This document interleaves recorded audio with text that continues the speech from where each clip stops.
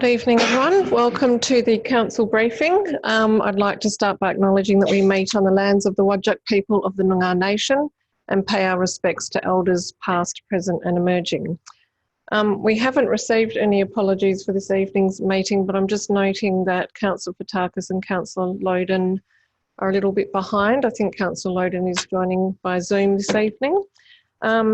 So I will then move to public question time and receiving of public statements. So welcome to the meeting, members of the public gallery. This is an opportunity for you to address council. We do just ask that you state your name, the address that you reside, just the suburb that you reside in, and if you could say the number of the item that you're speaking to. I have had one request running by Zoom. I have had one request for a deputation this evening, which will follow after. So there's no set order, it's just whoever wishes to come up to the microphone. And just to also let you know that we do now record and stream public question time. So if anyone has an issue with that, please just raise your hand and let me know. Okay, thanks everyone. First speaker, welcome.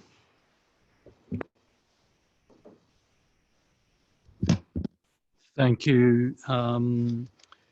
My name is Enzo Sid and I'm the Deputy CEO of the National Trust, which is in West Perth, and it's with reference to the agenda item on Anzac Cottage and the transfer. The National Trust is very excited by the opportunity to be involved with this transfer and to be able to work with all of those that have been involved with Anzac Cottage, and in particular to maintain the status, access and follow through with the key groups, the Vietnam Veterans Association and the Friends of Anzac Cottage. That for us is essential and important. We very much value the work that volunteers and volunteer groups do across the board. As an example, in our last financial year, even with the issues associated with COVID, we have over 400 volunteers who put in over 8,000 hours of voluntary work across all our places in Western Australia. We are keen to be able to add value. We're keen to enhance the story or stories associated with the place. We want to ensure that it remains not only an important asset and icon in Mount Hawthorn and for the city of Vincent, but for the broader community. We want to also encourage opportunities to create more education and awareness.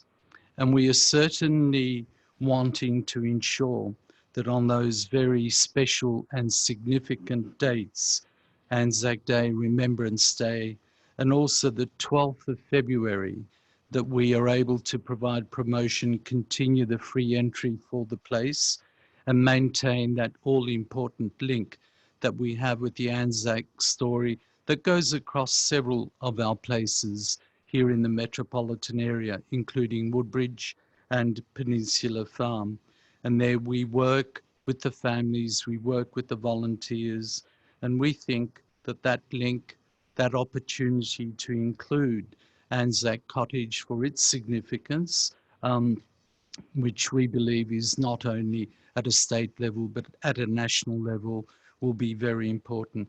So we're thrilled to have the involvement.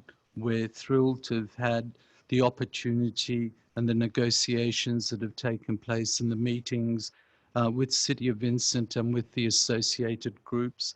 And we hope that the transfer to the Trust will create an even stronger bond and opportunity to showcase a marvellous asset. Thank you. Thank you very much, Enzo. Lovely to see you. Next speaker, please.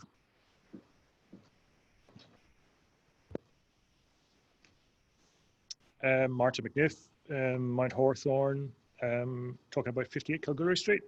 I'm guessing this house has a long history and with objections. I just want to briefly talk that the spiral staircase at the back is non-compliant versus setback. that addition of the stairs is like a death by 1,000 knives in this house. It doesn't really add any value from what we see. It's got a huge impact on all of the overlooking neighbours. Yes, the spiral stairs are potentially not a habitable spot, but the visual impact by these stairs and the potential overlooking is significant. A lot of neighbours' houses have changed around that area since the last submissions, and I would actually invite any of the councillors to drive past 58 Kilgore Street. It's in construction, just to see the size and scale of it from the front, and I invite any councillors that want to come to my house or my neighbour, come and have a look at the potential impact that these stairs will add to that overlooking aspect. So yeah, that's really it. Thank you. Thank you, Martin. Next speaker, please. Hi, my name's Shannon Rutty from North Perth. I'm here relating agenda item 5.3, planning proposal for 2 Deeg Court. I'm here because I believe that my submission to the community consultation was miscategorized in the final DRP report. The person designing and building this respectfully came and spoke to me and took on board things that I said to him and made changes. I then included these in my community consultation with notes in the email that he had agreed to do that, just so that it was captured as part of the process. And then I saw them in the agenda as being objections to the build. I did tick the support box, and I also commented on that I support. So I would like the first 2 items under that removed, which are my concerns, but they were addressed by the guy building them. And I also just want to say that the DRP seems to be pushing for a design to maximise the northern aspect of the house. My boundary is on that, and the guy designing this, Quinton, has respectfully minimised what he's doing on that to avoid overlooking of my property and my bedroom. And I'm now seeing they're using my concerns regarding the northern aspect to actually push for something that does even more on the northern aspect. So I just wanted to make sure that that was not on there as actual concerns from the community. And I just want to say that Quinton, who has been designing this, has been exemplary in contacting the neighbours. You know, it's the way you want to be engaged when this sort of thing happens. So, you know, it's a bit disappointing to now see that he's having that rejected. But that's all I have to say. Thank you. Thank you, Shannon. We have a recommendation before us, but council hasn't yet made a determination. But thank you very much. I'll just requested administration just look into that and take Shannon's comments on board this evening. I'm not sure whether we need to contact Shannon in writing just to confirm any of that. Would that be necessary? No? Okay. Thank you very much for your comments. Next speaker, please.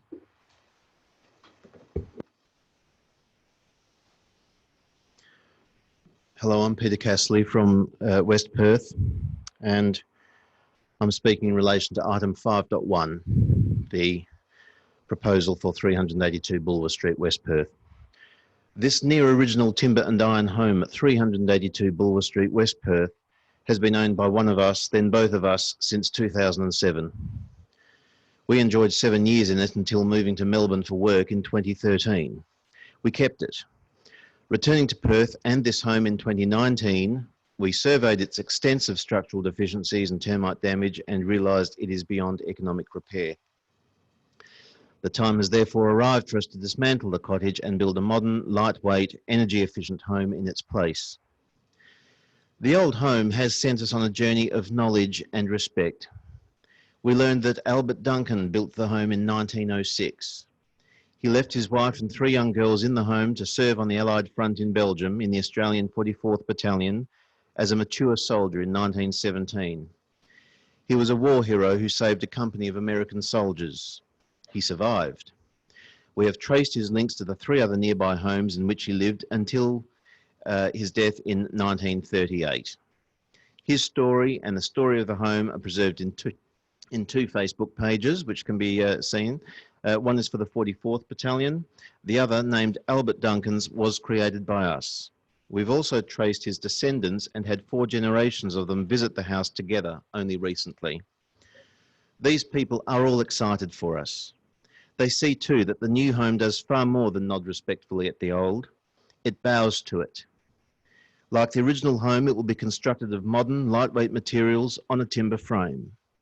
It will be made to fit confidently and intelligently on a parcel of land just 6 metres wide. The new home will also repurpose the original home's metal stove, good timbers and bricks, the latter to be reincorporated into the front wall. The lightweight external panels and walls are the most insulative available.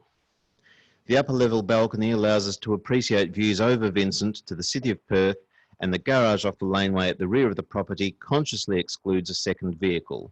This is a deliberate decision that will allow for the dedicated parking of 2 bicycles. The house will make and soon store its own electricity. Most importantly, the home delivers on all of the City of Vincent's required metrics for life cycle. We have researched the original cottage's place in the history of the City of Vincent. We believe the new home can confidently and comfortably pass on the baton of the old home as an example of the best livability and design practice in the city. Thank you. Thank you very much, Peter. Next speaker, please.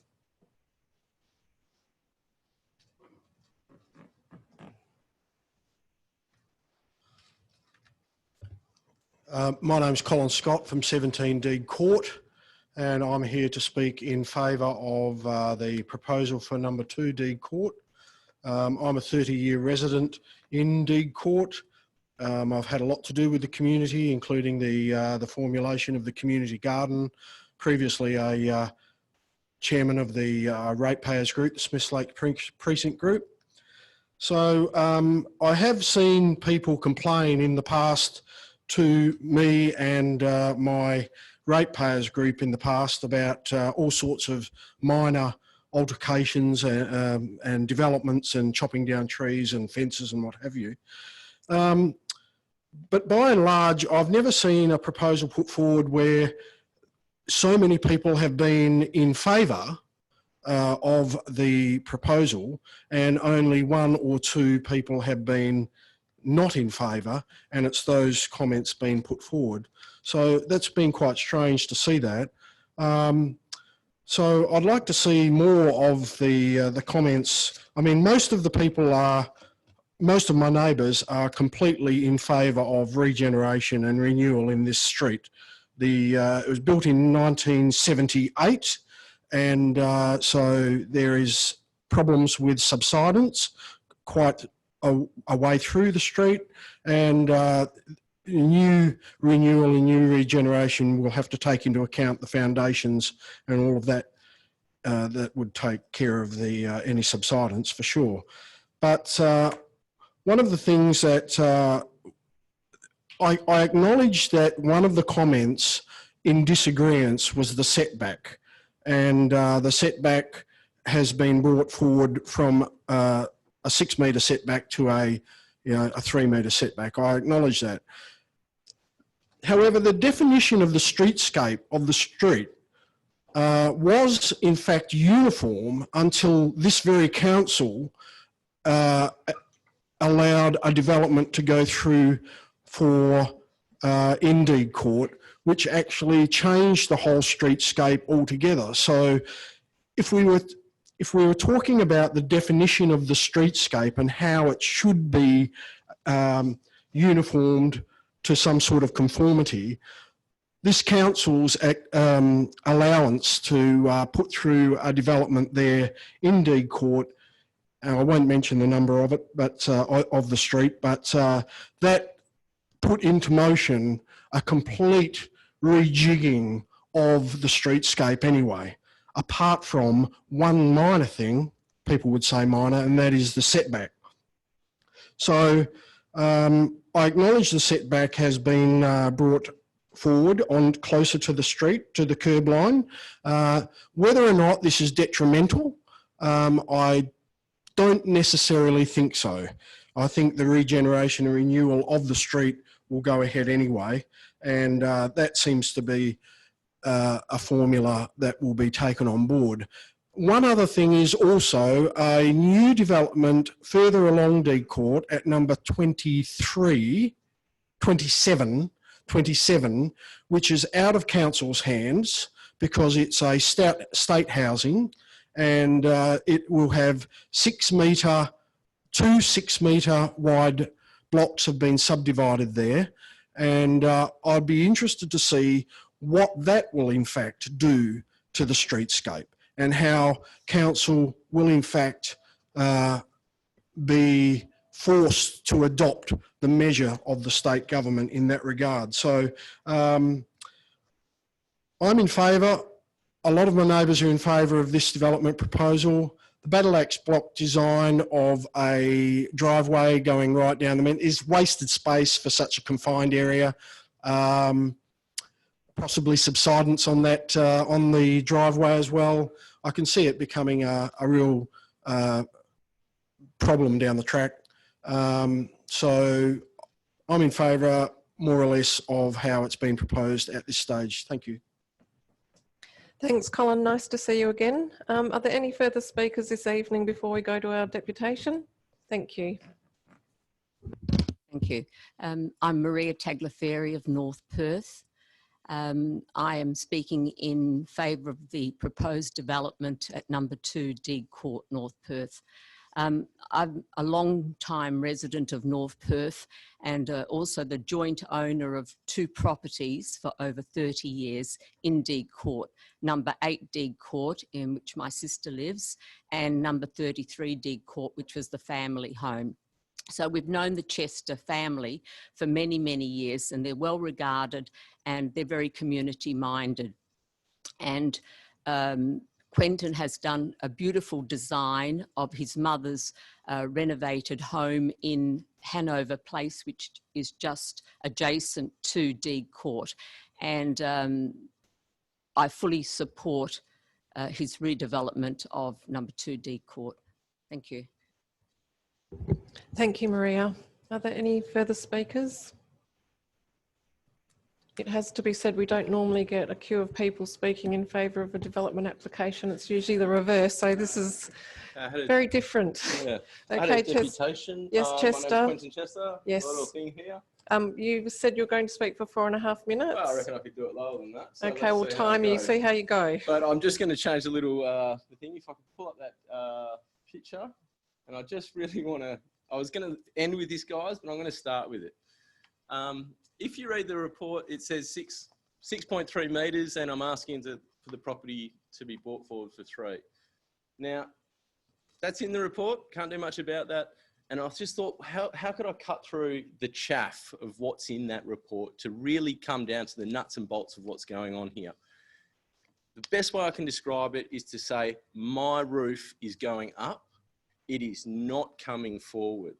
My proposal to double the density within the existing building envelope is what I'm proposing. There is no proposal to bring that roof forward. It's certainly going up. It'll get longer at the back, but certainly not coming forward. I think that's the biggest thing about the report that I just really want to clarify. So we'll get kicking off from that. So I'm Quentin Chester,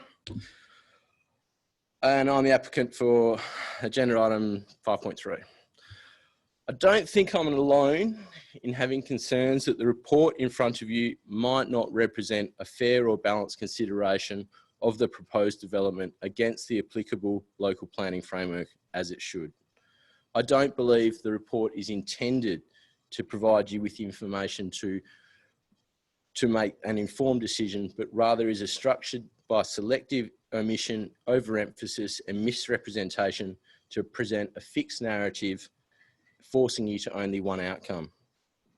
As an Quentin, I just want to say, look, I'm very, very happy to hear your views, but we do need to be respectful to the city staff. So absolutely, I don't think I've been disrespectful so far, and I'll just kick on. Yeah, I'm just absolutely raising that with you at this point.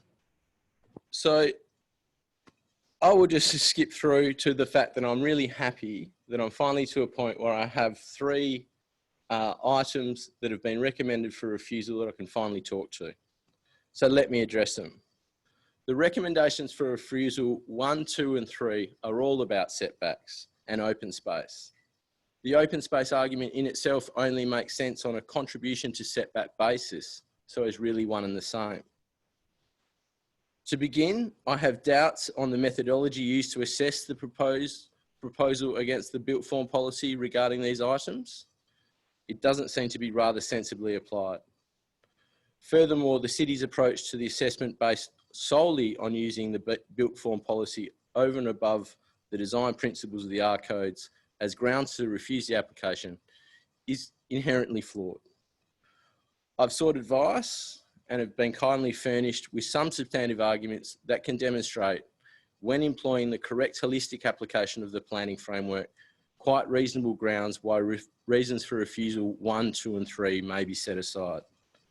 I wish for those to be presented to you guys on site, where you can consider these issues against the actual site context. I'm sorry for asking so much of you all. The omissions that I feel are from the report really require it. If reasons for refusal 1, 2 and 3 are set aside, we are left with the simple question of 4, amenity. Obviously, amenity is an elusive topic, so I wish to leave it in your capable hands, but I do hope to present to you my very reasonable balanced proposal against its actual site context. And I hope that on top of that, our little community's wishes and future hopes for our enclave are also considered. After which I simply ask for you to consider if my proposal would really have an adverse impact and would not enhance the amenity and character of the existing neighbourhood. That is, of course, up to you guys to decide. I just want to give you that choice. Josh, Susan and Dan, you've already attended site and I really appreciate your time so far. You've really, to be honest, been amazing. I hope you see some evidence of your guidance in the revised proposal. Unfortunately, I really ask you if it's possible to come to site again, because when we talked earlier about the issues, they were different. They were about garage dominance, and as I resolved those issues, the focus turned to something that wasn't previously discussed. There will be no rehashing of old ground, so I think your time will be very well used and your skills and experience would be greatly appreciated in considering these new issues. My question is, are the councillors happy to convene on site to consider these issues at their time of convenience? Thanks very much for that, Quentin. As I emailed you today to say I'm very happy to attend on site, and I will invite all council members to that meeting, and for those that can't make that time, they can also contact you separately as well. So that would be really much appreciated, guys. I think thanks for your deputation. Thank you. All right, thank you everyone for your comments and feedback. Appreciate you attending the meeting this evening. You're very welcome to stay, but just to give you an idea of what happens from here, the council meeting proper is next Tuesday. That's when we make the decisions, and the purpose of this meeting is for the council members to ask questions of administration, to seek further information, to flag amendments, that kind of thing. You're very welcome to stay. Some people quite like it, others find it terribly boring. So it's very much up to you. But what we will do is we will deal with, and I'm coming to declarations of interest. Oh, written questions. Yes, sorry. We do also have to take our written questions, and then we have declarations of interest.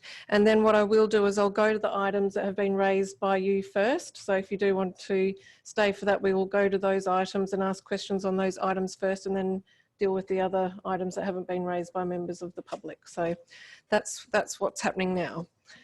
We did receive at least one question in writing. Manager of Governance, are you happy to read that out?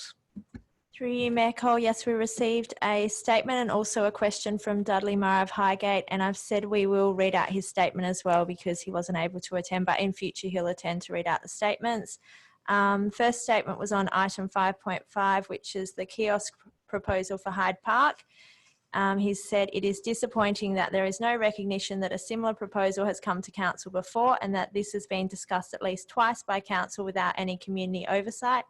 In July 2014, following community consultation, including a robust community workshop, the administration recommended that the concept not be proceeded with. The item was deferred and never came back to council. The driver at this time revolved around activating Hyde Park, probably the most activated community facility in the city. The other comment and question relates to item 8.1, the corporate business plan, and also item 5.7, the accessible city strategy. I was pretty disappointed to see the comment in the project on a page for the accessible city strategy that shows that the stakeholder engagement program and workshops with stakeholders was completed in 2018-19 at a cost of $15,000. Community engagement in the development of the document as compared with its review, which is still to happen, was disappointing in the least. The administration held a single workshop for community members at North Perth Town Hall in March 2019. It wasn't a workshop as such, just a collection of documents on tables with people given the opportunity to ask questions. There was no structure, and most of the people I knew who went along thought it was a waste of time. This was followed by an opportunity to comment on 6 single-page SWOT documents covering buses, cycling, parking, pedestrians, private vehicles, and trains. These documents contained a number of dubious statements. That's fine, as comments were sought from the community, but when you have an opportunity for buses being mobility as a service has the potential to improve transport options and cost transparency, you really have to question the mindset of the persons developing the documents and the level of rigor that went into reviewing the documents. How is a regular community member supposed to interpret that? That was the total of the community input. There was no genuine workshops to tease out ideas, a topic at a time. It appears that this project has been off the rails for some time. In June 2019 update of the corporate business plan, the comment was project in progress and on target for finalisation in mid-2019-20, which was approximately 10 months ago. In February this year, the comment was preliminary visioning and data collection undertaken, currently drafting the integrated transport plan for council to consider formal consultation of the draft in 2020. This was over 5 months ago, 5 months, after the city paid Cardno $185,000 for their work. The strange thing is that the project on a page says that the $185,000 component was completed in 2018-19, suggesting that Cardno delivered the document by June 2019. Equally strange is the payment of $40,000 to Cardno for testing and drafting of the integrated transport strategy. Firstly, why get a company to test its own work? And secondly, why are they being paid to draft the document? The question was, what was the original $185,000 for? And that's all the public questions and statements we've received. Thank you very much, Manager. We can come to those questions about timing of the project and Cardno's costs when we come to this item. All right, so I'll go over to you, CEO, for declarations of interest. Through you, Mayor Cole, I've received declaration of interest from Councillor Castle in relation to item 12.5 related to Friends of Anzac Cottage, noting that Friends of Anzac Cottage are a client of Councillor Castle's business. Councillor Castle's not seeking approval to participate in the debate or to remain in the chambers or vote on the matter. A declaration of interest from Councillor Toppelberg in relation to item 5.2, number 58 Kalgoorlie Street, Mount Hawthorn. A declaration of interest that Councillor Toppelberg has an existing financial relationship with the project architect who is a party to the application. Councillor Toppelberg is not seeking approval to participate in the debate or to remain in chambers or vote on the matter. And a declaration of interest from Councillor Wallace in relation to item 8.2, request to acquire 6 rights of way. Councillor Wallace notes that he and his partner are owners of 4 Grant Street, Perth, which adjoins the right-of-way between Grant, Lincoln, Beaufort and Bulwer Streets. It's a proximity interest, and Councillor Wallace is not seeking approval to participate in the debate or to remain in chambers or vote on the matter. Thank you very much, CEO. So if we go to the items that were first raised by members of the public gallery this evening, the first item raised was 8.5. which is the transfer of Anzac Cottage, 38 Kalgoorlie Street, Mount Hawthorn to the National Trust of WA. Are there any questions on this item? Councillor Loden, was that your hand up? No? Okay, just scratching. Okay. Anyone? No question? Councillor Wallace?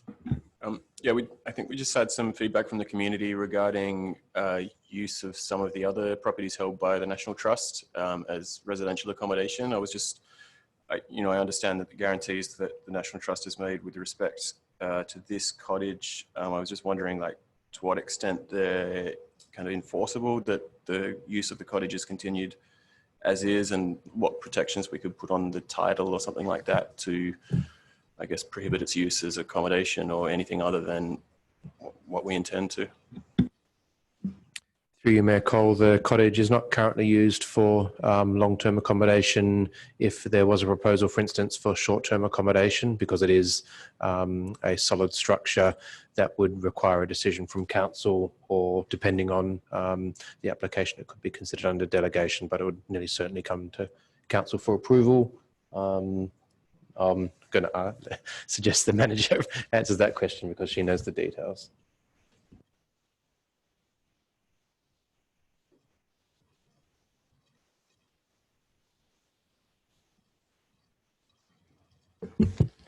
Through you, Mayor Cole. So the current zoning of the land would allow for it to be used for residential purposes. If the city or council wanted to prohibit that as part of the trust taking over the use of the premises, then we would need to do a scheme amendment to prohibit it on that site. So any application to use the land for short-term accommodation purposes or for residential purposes, because it's not currently used for that, may come before council if we receive more than 5 objections.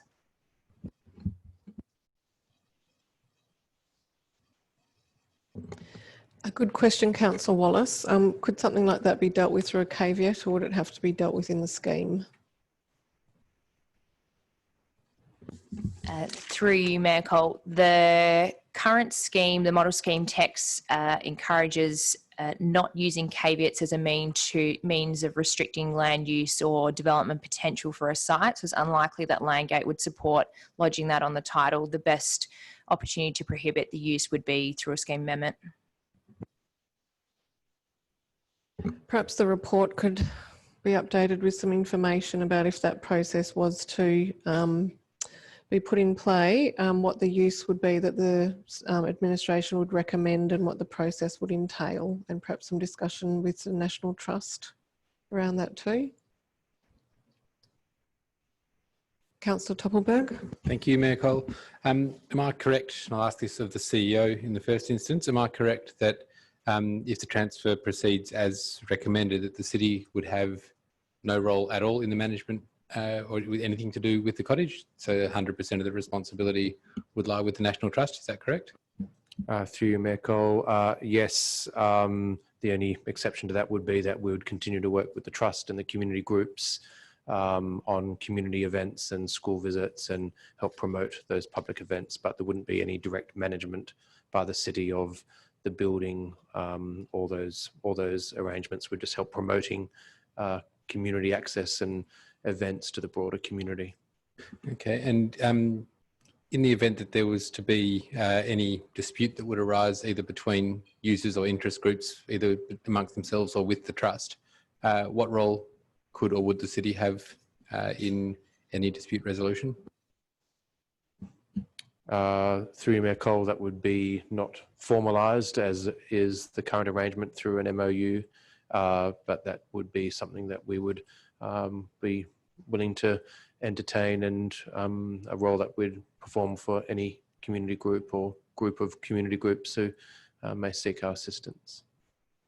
Can I request that that we speak with the National Trust and see whether they would consider some form of community reference group with the city having a position on that group?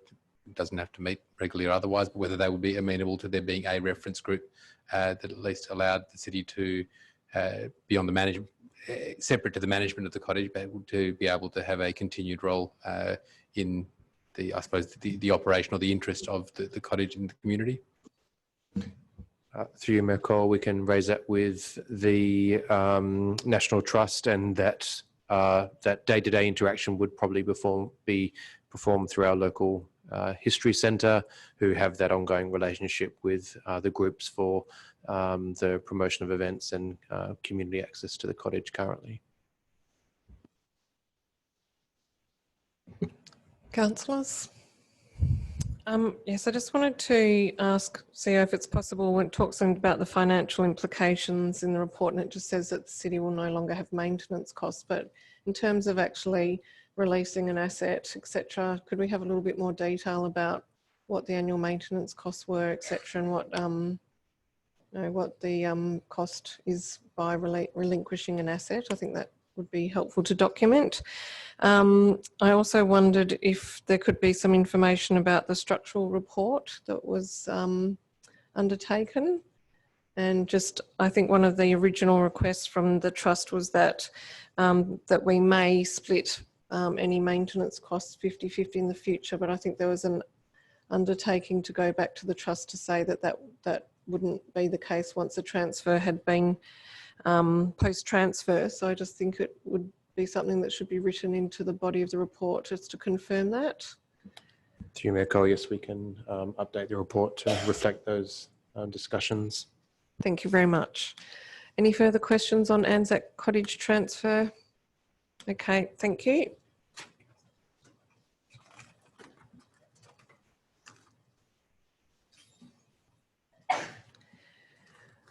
Next item raised was number 5.2, which is 58 Kalgoorlie Street, Mount Hawthorn single house. This is an amendment to an approval which was granted by the State Administrative Tribunal. Any questions on this item? Councillor Fotakis. Thank you, Mayor. Through you, I just a couple of questions. What is the material that the stairway is going to be constructed of?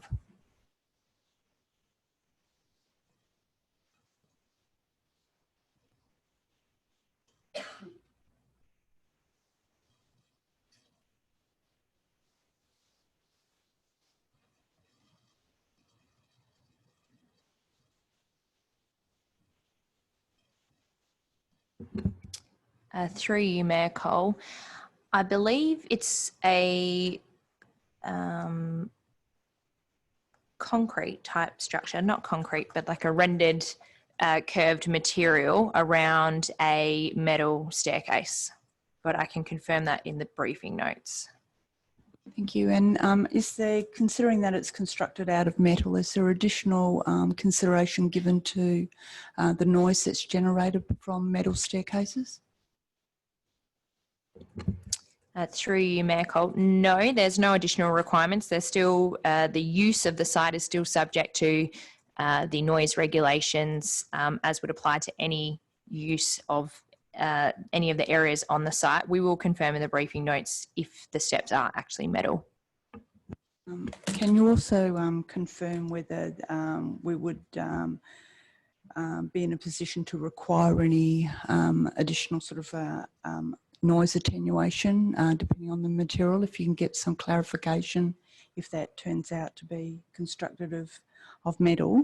And the other was, did the applicant give any explanation why this staircase wasn't included in the original submission, and what the purpose of the stairway is separate to access that's already been provided?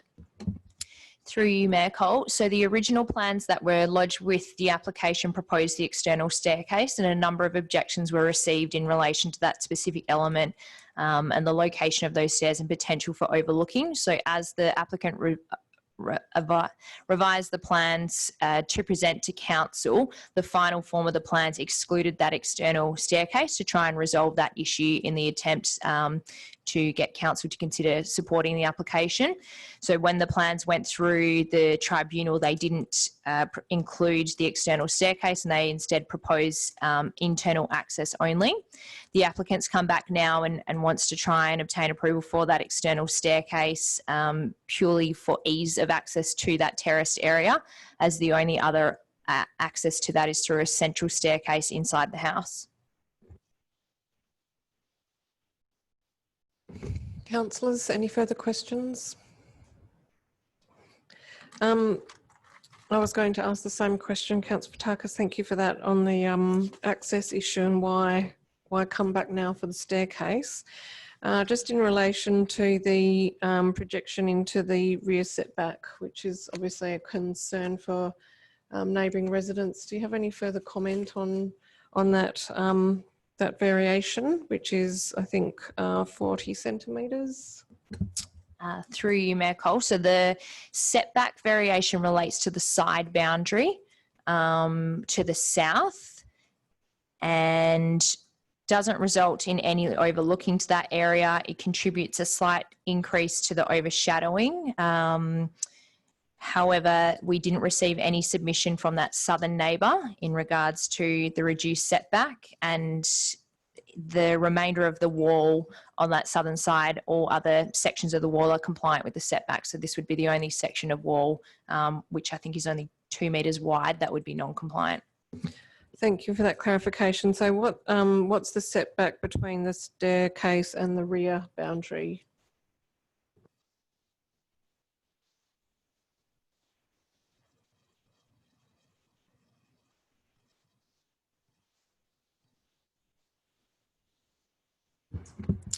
Through you, Mayor Cole, we'll confirm that in the briefing notes. Thank you very much. Are there any further questions? Councillor Wallace. Thanks, Mayor Cole. I'm not sure if you'll be able to answer this, but is there a configuration of the staircase that wouldn't involve reducing the setback? Like, is there an alternative design that could be proposed that respects the southern boundary setback while providing access to that? Through you, Mayor Cole, we have discussed that with the applicant, and I believe that the issue is that it wouldn't integrate into the access point for that area and then be able to tie into the other staircase that is there. So the way that they've designed it is that it can open to the existing opening that will then lead up to the future staircase for the terrace above that. And so in order to get the return to work, the alternative is to have a parallel stair to that rear boundary, but that would increase the extent of solid structure and potential for overlooking. By having the spiral staircase, they can try and confine it to a smaller space. Any further questions, councillors? Okay, thank you. Next item that was raised from public question time this evening was item 5.3, which is number 2, Deeg Court, North Perth, 2 grouped dwellings. Questions from Councillor Toppelberg? Thank you, Mayor Cole. Can we just get some clarity around the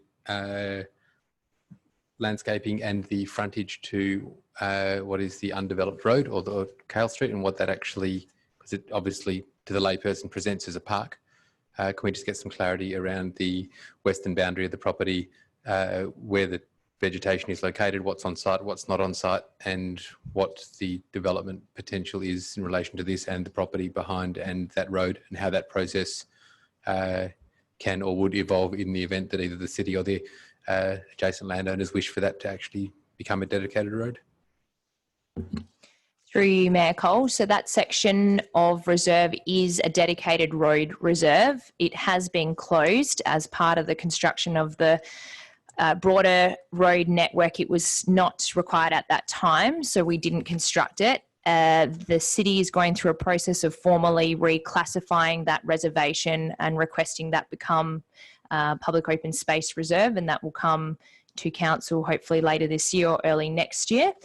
In regards to a request from a adjoining landowner to obtain access from that, it is a dedicated road reserve, but it is not a constructed road. So there is no entitlement for access to it.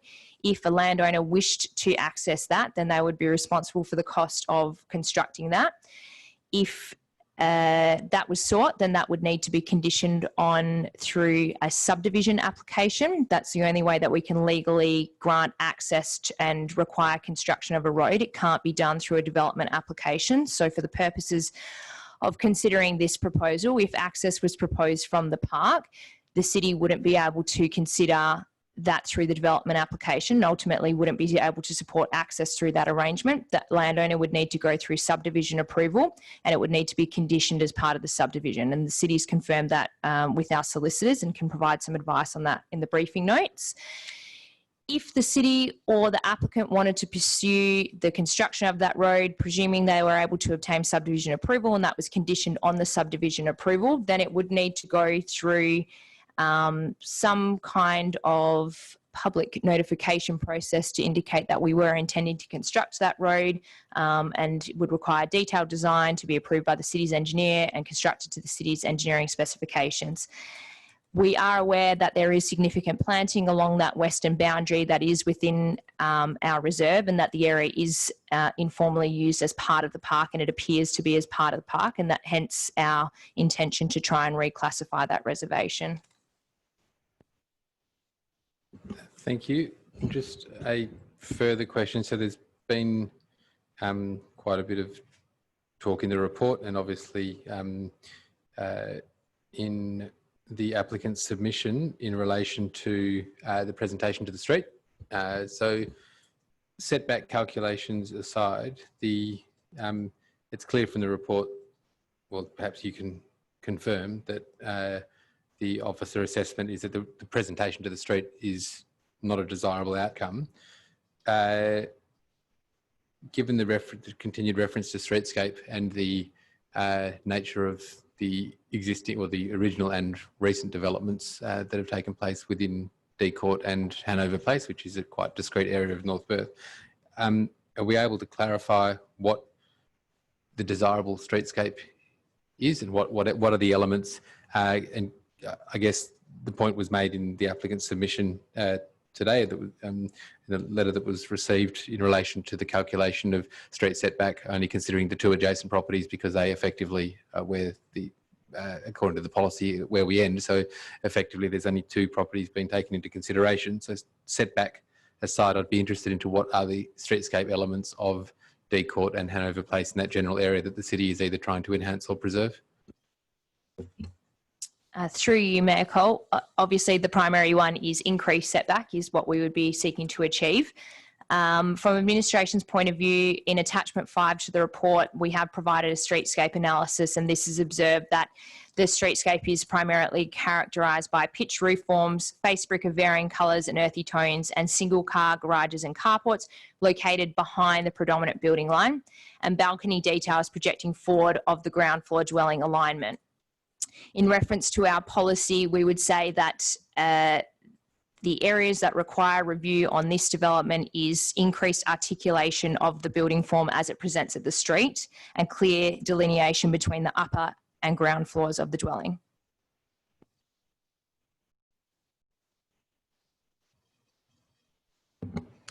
Councillors? Councillor Gontaszewski? Thank you. Just in relation to the setback, so it's confirmed that the proposed setback of the new dwellings is what is currently in place for the existing dwelling on the street. So from recognising that what's there currently is a single story development, and what is being proposed is 2 stories, so it would have a different impact in terms of bulk, but the actual setback line is the same. Through you, Mayor Cole, we'd have to confirm that in the briefing notes.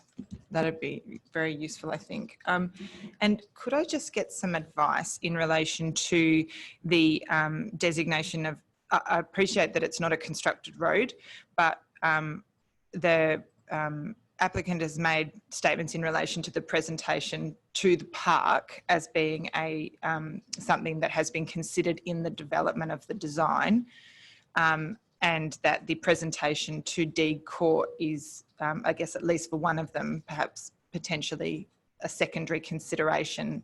How, I presume the primary street is assessed as D Court because the address is D Court, but is there anything around the presentation to the side boundary that would be considered in relation to the multiple street frontages?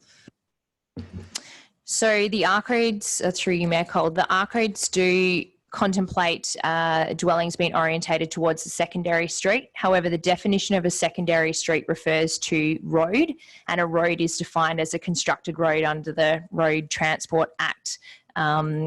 So there is no provisions for development to orientate in this specific circumstances, and so that hasn't been taken into consideration.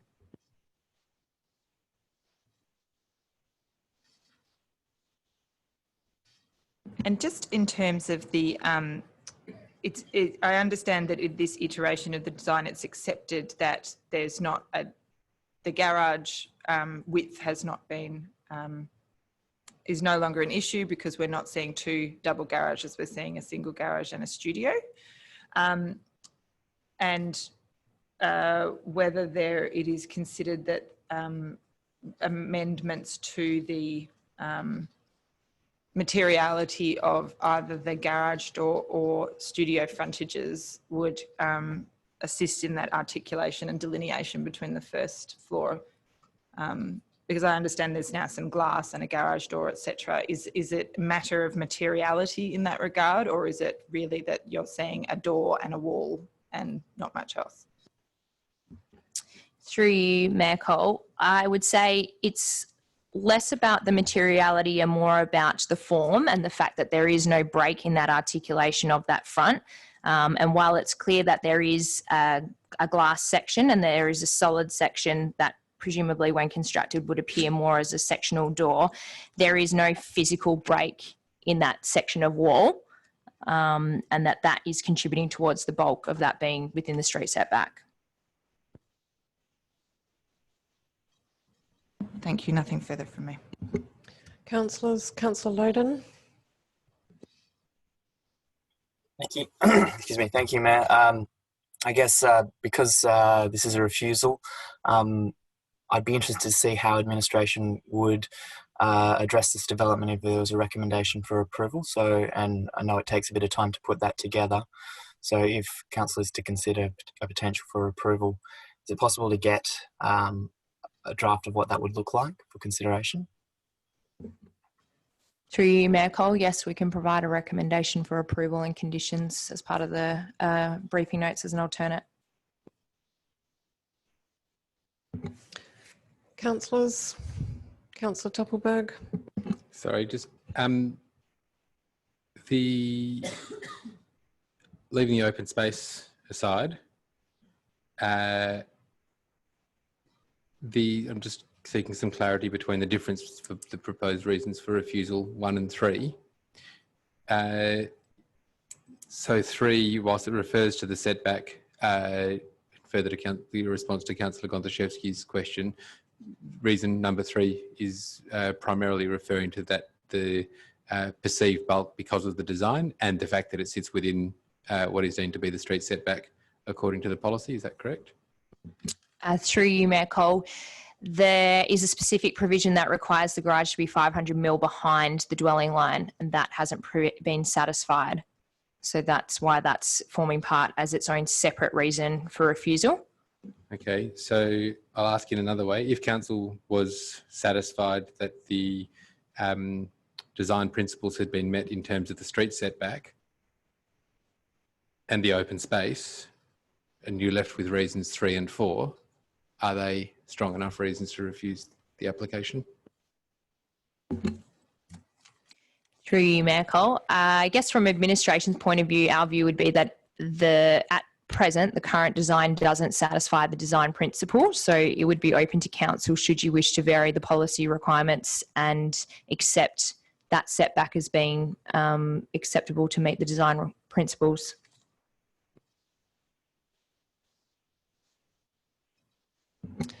Just in relation to the setback, given that that's been discussed a lot, there has been a request for understanding where the current dwelling sits, but I think it would be useful to get an idea of the setback on the other side of the road. I know that the applicant has suggested the block with Hanover Place, but I'd specifically be interested in the setbacks opposite on Deeg Court, if that's possible. Yep, we can provide that in the briefing notes. Thank you. And the other question is just in relation to the sort of construction in between the studio and the garage. Would that dividing wall be sufficient to ensure that that doesn't become a double garage in the future, or the type of construction with the glazing, etc.?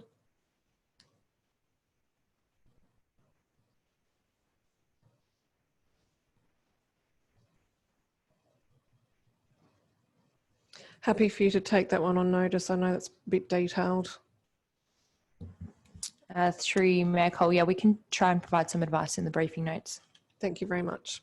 Any further questions on this development application? Okay, thank you.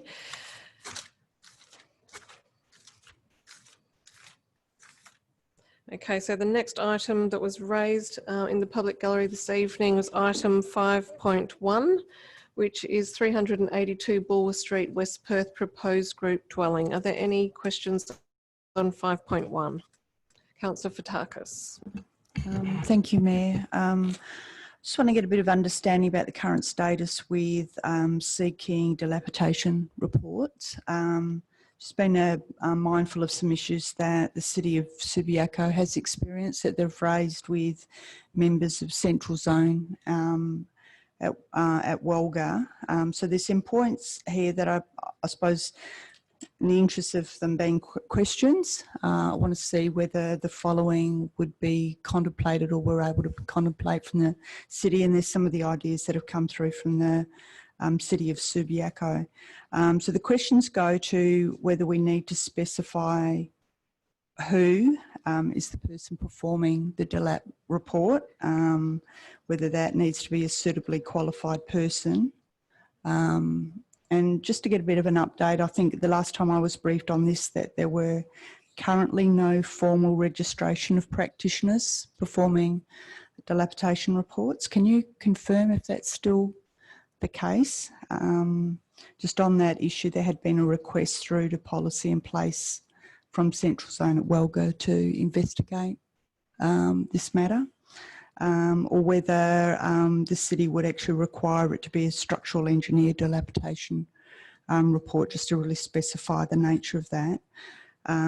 Whether we need to confirm who pays. I know that in the notes it's been accepted from the applicant that it pays, but I suppose from my other hat in dealing with property, we always specified who is the responsible paying partner.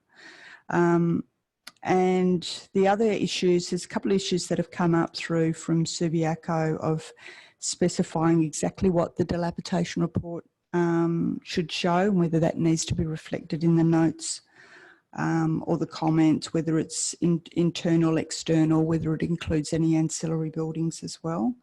I know that there was a specific reference through to the grouting work. Just as a point, the City of Subiaco refers to reports needing to be prepared in accordance with the Australian standards, which refer to the building inspections. So whether, question is whether we would consider that sort of coverage as well, and that provides sort of some perfections as to the standards of how that report should look and feel. And the other consideration is whether whether you would consider whether we need to specify the use of a calibration gauge. And this has only really come about from the City of Subiaco having disputes with regards to the extent of the damage and the reports being done on a visual basis, and there being no sort of calibration measurements being done. And they've even gone to the extent of specifying high resolution photos being required for accurate record keeping, only because the photos that were taken in some of the matters before them weren't accurate and weren't able to provide an accurate comparison. So I hope that provides enough of a question base. Yep, through you, Mayor Cole, we can provide responses to those in the briefing notes. Yes, Dan. Sorry, Councillor Loden. Thank you, Mayor. I note that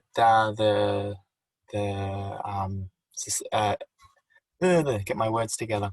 The environmental assessment shows a 75% reduction in global warming potential from the report, but of that, 51% is the reduction achieved by the 6.6 kilowatt solar array. But as far as I can tell, there doesn't appear to be any solar arrays shown on the plan. Is that correct? Through you, Mayor Cole, yeah, I believe the life cycle assessment report was based on possible inclusions in the development, but hasn't actually been shown on the plans. And I think the applicant has indicated that it's something that they would contemplate. So if they did not install the 6.6 kilowatts of solar panels, would it meet the requirements of the our design, our ES. Oh God, I'm struggling with my words today. Environmentally sustainable design principles. Through Mayor Cole, yes, we believe that the other design measures that have been suggested and the dwelling design in itself with the materials proposed would still satisfy the local housing objectives of the ESD requirements of the built form policy. Even though it wouldn't achieve the 50% reduction target?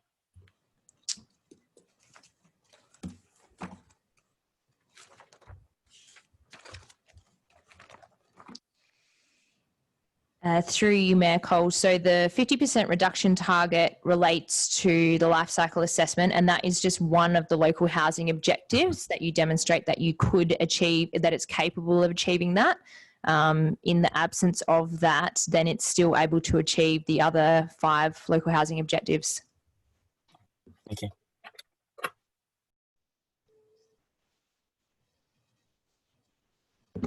Anything further on this item, council members? Okay, thank you.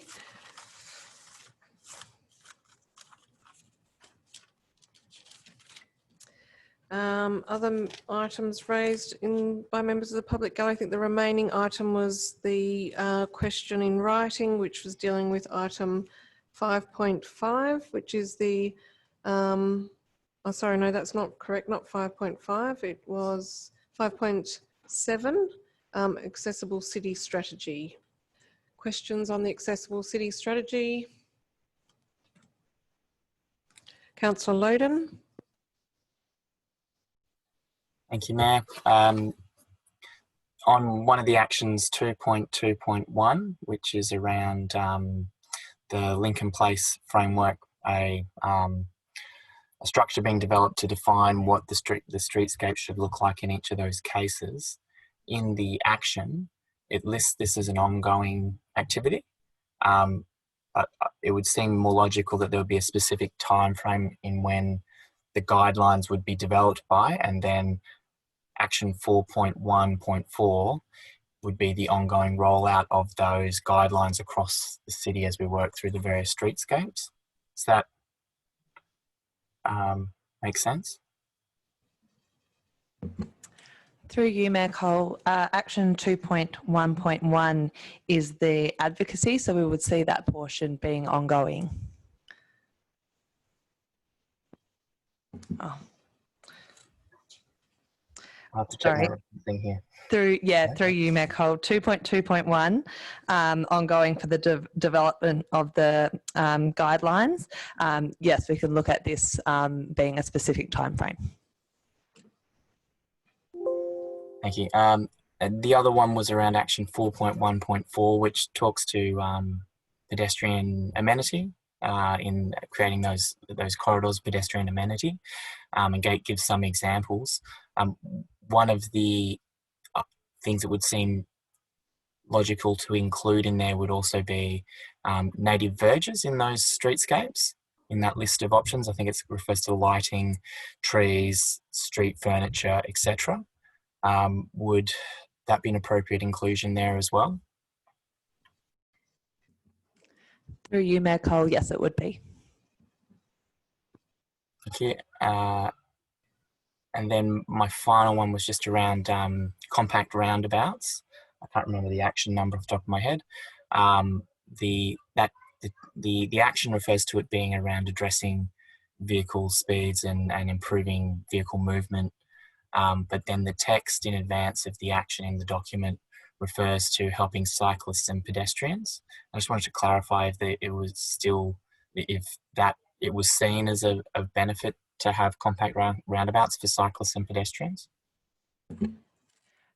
Through you, Mayor Cole, yes, we see that the reduction in vehicle speeds is what the compact roundabout would achieve, and reducing those vehicle speeds would be beneficial to the pedestrian and the cyclist. Thank you. Councillors, I have a few questions. One of my things that are raised quite a lot in communications is the use of a city. And in the vision, it talks about a connected city that puts people first, etc. I think to us at the City of Vincent, we know what that means, but I think that to the general public, referring to the city is talking about the big skyscrapers over there. So I would advocate for that to either be City of Vincent or just Vincent, particularly if it's in the vision. I also just wanted to ask that in terms of the advertising, it didn't mention using the local papers, and I just thought we have had some commentary recently about being online and needing to be a bit more in print for older generations, etc. So I just wanted to ask about that. Also noted that on page 12 and 13, there's a paragraph repeated.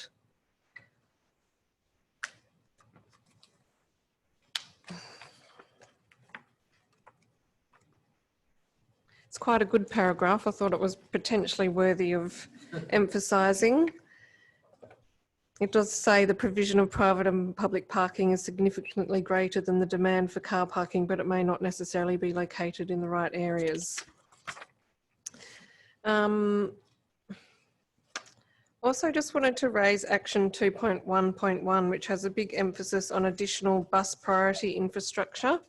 And just wanted to question why administration hasn't included other public transport such as light rail, tram, etc.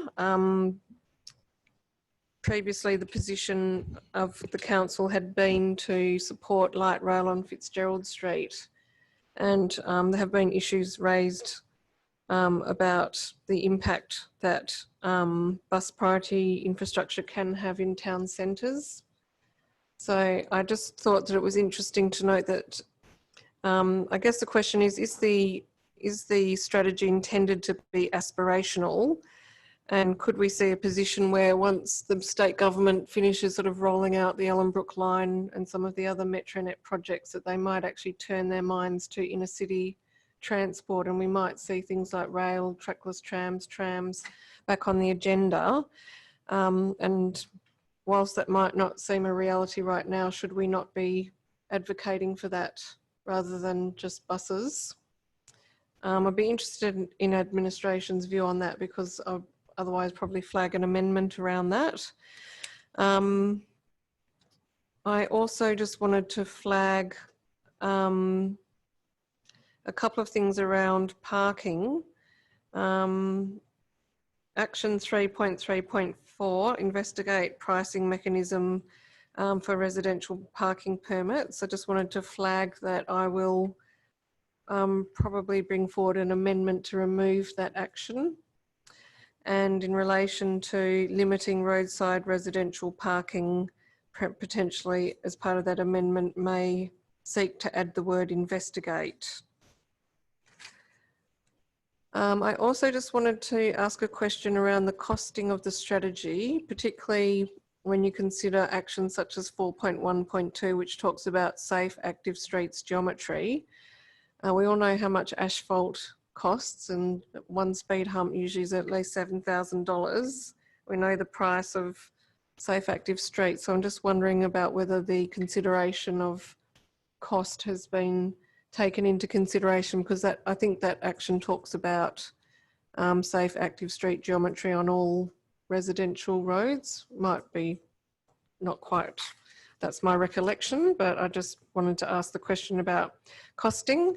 And I think it's also worth including some commentary in response to Mr. Meyer's questions around the costing and payments to Cardno, given my understanding was that a large portion of that was actually for parking surveys, and also the timing of the project. I think they're valid questions, and it would be useful to include some information on both of those matters in the report to council if you'd be happy to oblige.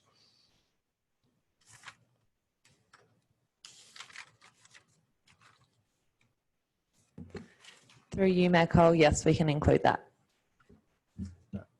Through you, Mayor Cole, be happy to make a comment on light rail and other public transport infrastructure that you referenced. We certainly wouldn't have any objection to light rail proposals. The government's currently rolling out heavy rail and heavy rail extensions on the existing lines and the new line.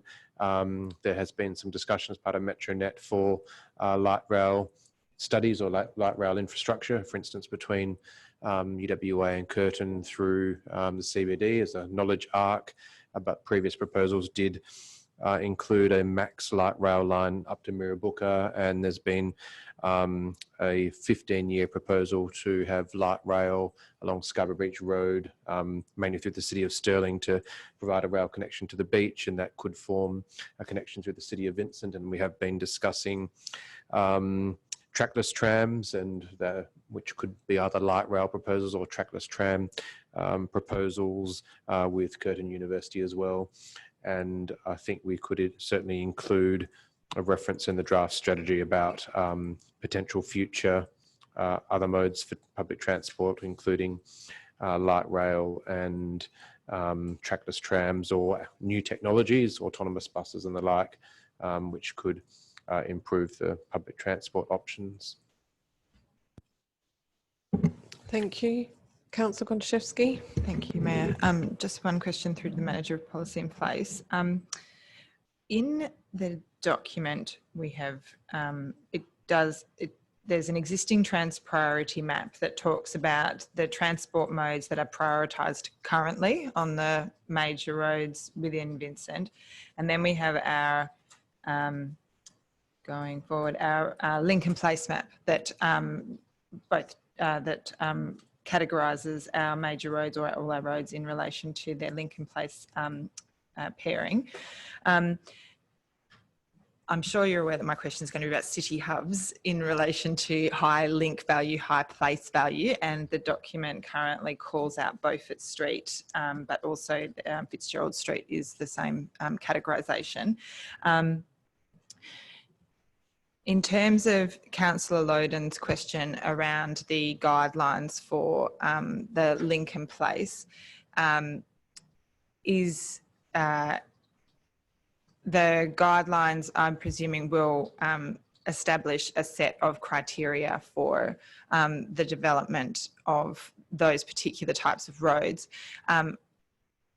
I'm not necessarily sure, will those guidelines be able to be sufficiently detailed to where there is a conflict at that point of high link, high place? I guess that's probably the critical nexus in terms of the potential for problems. And so just wondering, I believe that there was talk about having a specific sort of consultations around that sort of categorisation, and just whether it's intended that that may lead to changes to this document in terms of classifications of roads, or if it's intended that that will feed into the development of those guidelines for those classifications.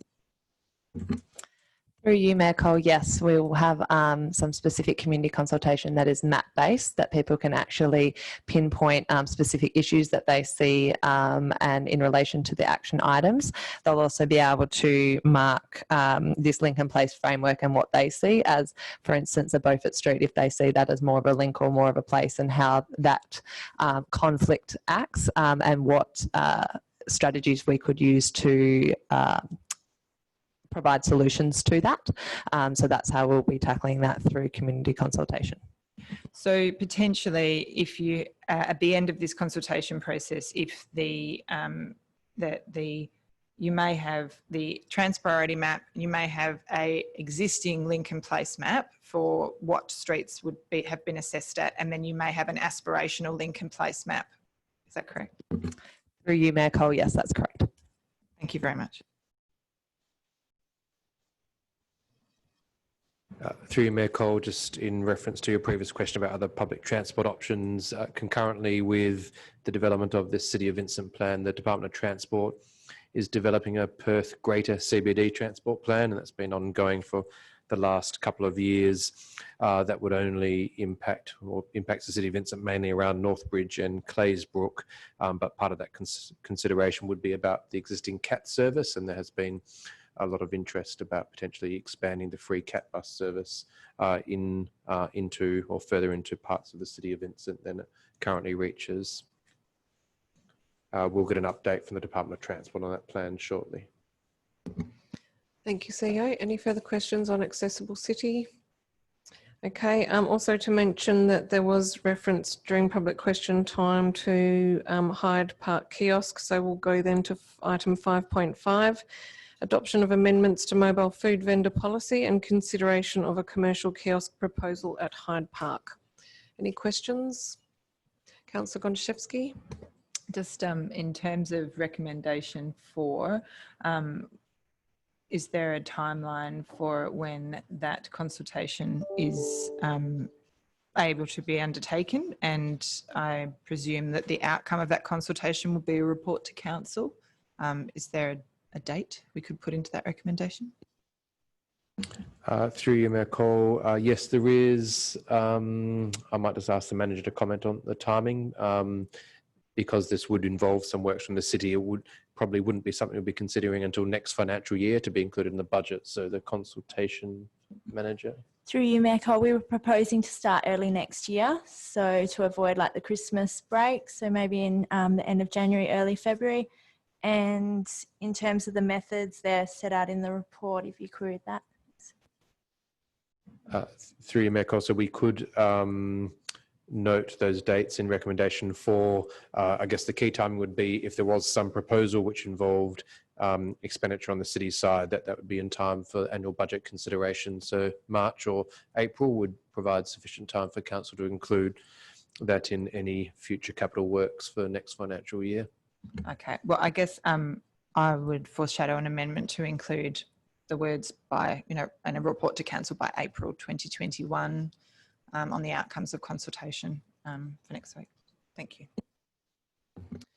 Councillor Fotakis. Thank you, Mayor. Through you, I just want to get clarification at whether there will be any additional opportunities to comment on the consultation methodology used in the absence of a policy. I did want to actually be a little bit more specific about making sure that we did involve stakeholders and, community groups, regular play groups that use that park. So it's not just those that use it, I suppose, on a larger scale. People that book the park as well, if we have regular photographers or wedding groups and those that we know that regularly utilise that park as well, I'd be interested to get their involvement. And this might be a really good opportunity for us to use those eco signs to publicise it as well. Through you, Mayor Cole, yes, we can add those groups as well to make sure we consult with them. We are proposing a sign on site, but we can also look at using the eco signs. Councillor Toppelberg. Thank you, Mayor Cole.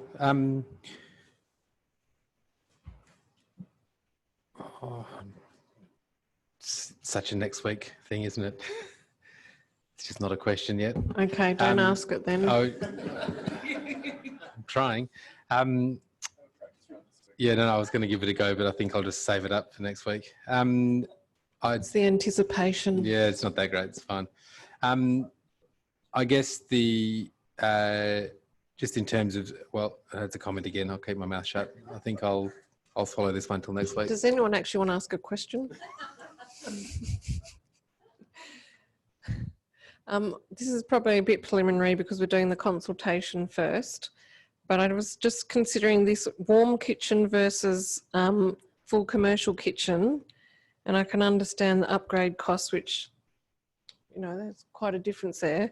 But if we did decide to go out to EOI, if we had the support of the community, could we sort of look at warm kitchen with us doing the upgrades, but if they want a commercial kitchen, then they make the difference so that it didn't sort of limit the offering that might come back?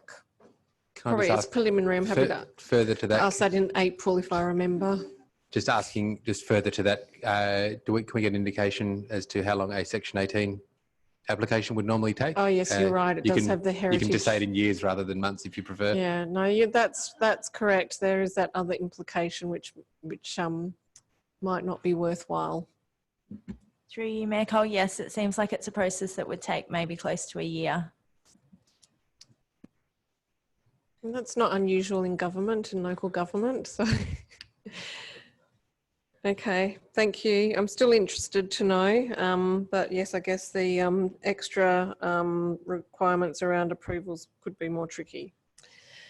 Okay. So I do have a question. I will ask Okay.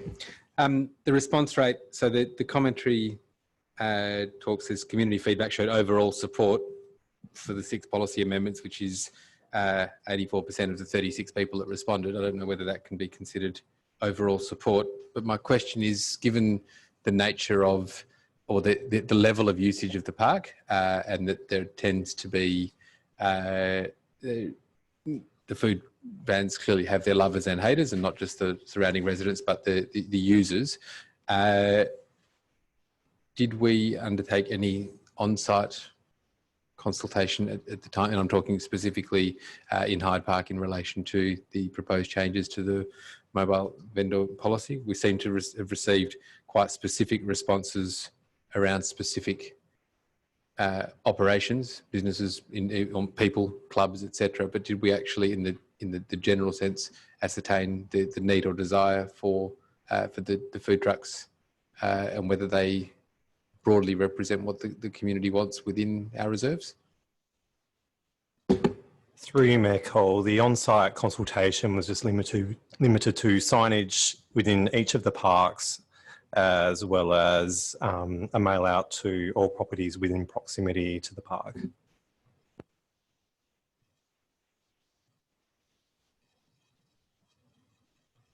Okay, any further questions on this item? No, I think that concludes items raised by members of the public this evening. So we'll go back and address the items we haven't already dealt with. So we're going back to 5.4, Public Health Plan 2020 to 25, outcome of public consultation. Are there any questions? Councillor Hallett. I have a few, and happy for these to be taken on notice. And the first one might actually not be for the acting Executive Director, possibly planning instead. There was a community submission that asked about secondary smoke in apartment buildings, and just wondering what options exist for the city to support apartment dwellers or strata companies to make changes in that area. Through you, Mayor Cole, we'll answer that question in the briefing notes. There was a few community submissions referring to concerns about the cost to ratepayers of these initiatives and having a public health plan. Do we have any information regarding financial support from the state government in requiring local governments to develop and implement public health plans? Through you, Mayor Cole, the state government, to my knowledge, has not committed to direct funds to local governments for public health planning. The options that are available to us are to basically acquire the costs ourselves, or to look at the options for grant funding as well. So there were a few comments in relation to local government and immunisation, which just made me wonder about the extent we've considered the child health centres in Vincent as part of the public health plan, and leveraging these state government facilities to deliver on our outcomes.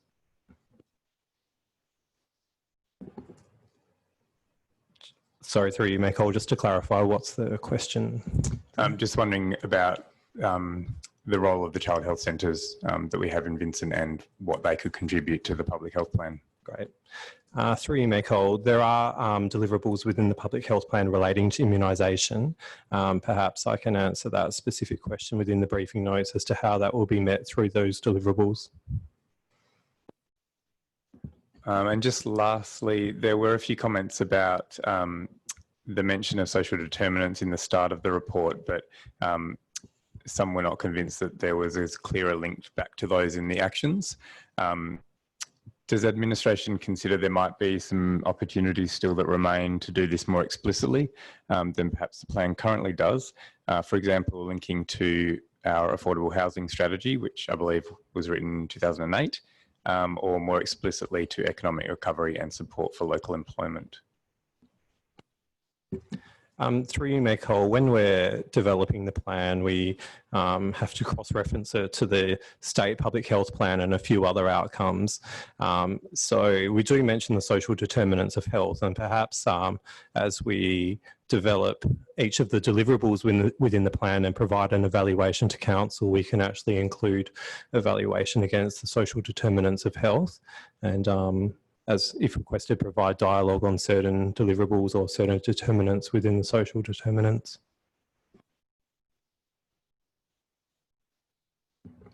That's it. Thank you. Any other questions on the public health plan? Councillor Gontaszewski. Just in relation to the action around the development of a healthy eating framework, just wondering if this work has potentially been done elsewhere and whether perhaps the action should be to, and I'd, pick one and implement it as opposed to developing a framework from the ground up. Yeah, through you, Mayor Cole, I understand that even the City of Vincent around 10 years ago had a go at implementing a healthy eating framework. I guess the first step as part of that would be to investigate what healthy eating frameworks have been implemented by other local governments, and also what works and what doesn't work, and that can be part of the development of it. So if there are ones out there that work really well, then the development of it might be fairly simple. And just in relation to the policy repeal, just some questions in relation to the safe needle syringe collection and disposal strategy. What does the city currently do with needle and syringe disposal bins in relation to ensuring that we have adequate provision of them, and identifying trends in relation to where new facilities may be needed? Yeah, through you, Mayor Cole, all requests for syringe pickups are collected within our customer management system, so we are able to extract that data. I guess in terms of what that policy is, and I would probably say it's more of a procedure, is that we do manage it through a procurement process to look at where those hotspots are and where bins can be provided, so that contract is up for renewal. I don't know how often, but it is up for renewal and can be managed through that. I would agree with your assessment in relation to it not actually being a policy, but I guess I have a question in relation to a policy position. So what you said is that currently we would identify like that we don't currently have a position or a procedure or anything that says that, for example, City of Vincent public toilet facilities will have sharps disposal facilities in situ, that would indicate that when we put in new toilet facilities, we would always, sometimes under certain conditions, ensure that people had adequate ability to dispose of sharps safely in those facilities? Through you, Mayor Cole, perhaps a option for managing that is to consider those safety risks within the public health plan itself as a deliverable. I wouldn't necessarily agree to a prescriptive approach that it must be located in certain locations. I think that we would expect that us in administration would do a risk assessment and identify where the need is greatest and where the safety of community can be protected. I guess I'm just more thinking about, the public position in relation to things that can sometimes be considered contentious issues, but from a public health perspective are a no-brainer. That's not a question. But yes, thank you for that.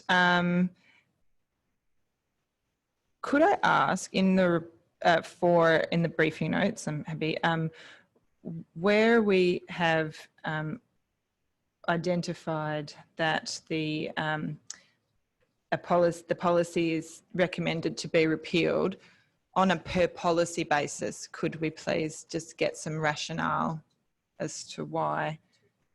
Oh, there. Oh, why don't I have that? I'm on 193. Thank you. Oh, and just on the fireplace one. So my question was, where is the fireplace policy replicated? But maybe I'm not getting it. Yeah, through you, Mayor Cole, my understanding is that the fireplace policy is almost a rewrite of legislation, which is actually currently under review as part of the Public Health Act. So it could change. So we can rely on state government legislation for that one. Okay, thank you for that. And then one more question. Oh, okay. sorry. Just one more question in relation to the governance framework and amending it to include public health assessment in the council reporting template for briefings and meetings. Is that part of what would happen after this? And if not, then perhaps we could put in an additional point in our adoption of the plan so that the subsequent action was to amend the framework so that we had that as a line item as to something that needs to be included in our assessments. Yeah, through you, Mayor Cole, we've addressed that specifically within the report to link in with deliverable 1.1, which is to incorporate public health, wellbeing and health equity principles and priorities into city policies, plans, reports, programs and activities. Within the actual report itself, we've suggested that we can work on embedding public health implications in council report templates within the next financial year. My apologies. Councillor Toppelberg and then Councillor Castle. Just a smoking question. Well, it's a policy question. Where does the strategy sit in terms of policy and decision making? So, for example, there was a submission that was quite detailed in relation to the Rosemount Hotel. So, if a future council was of the view that that argument held water for a particular venue or a particular location within a town centre, if this is approved as recommended, does that hold the city's position and the officers to recommend from moving towards, but from 2025, that there will never be a recommendation for for example, for a smoking area to be made available within a venue or within a town centre because the strategy exists? I'm just curious as to where it sits in the, well, it's not so much the planning decision making, but the place making perhaps. Where does this strategy actually sit adjacent to the other priorities or the other strategies that the city has? That's a great question, and through you, Mayor Cole, that submission on the Rosemount Hotel was made by a resident who I think frequents the hotel. What I would say... we'll just also point out, I was also contacted by somebody who is the operator of a much smaller licensed venue who said that they felt this would be extremely detrimental to their current business. They're a non-smoker, they don't advocate for it, but they believe that it's a significant makeup of their current customer base, and that whilst it's legal, it may have, whilst it remains legal, they didn't believe it was the city's place to step into that space. But I guess I'm just asking, those are arguments that can be made in other forums. Where does this strategy, where will this actually sit in terms of that decision-making framework? What I would say is that the sphere of influence in this room really covers public land. Private land is really covered under the Tobacco Products Control Act. And so long as they're allowed to have designated smoking areas on private land, we cannot implement something that goes against state government legislation. So our sphere of influence is really footpaths and roads and public spaces within town centres. So I think that those sorts of arguments may come up as potentially, who knows in the future, what changes could be proposed in the Tobacco Products Control Act, and that's really where that would happen. Thank you, Mayor Cole. Just a really quick one around smoking. One of the comments raised that we're referring to our target of smoke-free town centres but haven't defined town centres in the document. I'm just wondering whether you think that would be useful to import that definition that we have that exists in other documents into this document somewhere just to make that clearer, or whether that's something that would sit within the implementation process that will come. Through you, Mayor Cole, I prefer for that to sit within the implementation process. We've been in some really great discussions with other local governments, for example, like the City of Hobart and City of Melbourne, and looked at how they've delineated boundaries. So I think there'll be a really good opportunity to learn from that and to examine what's best for Vincent.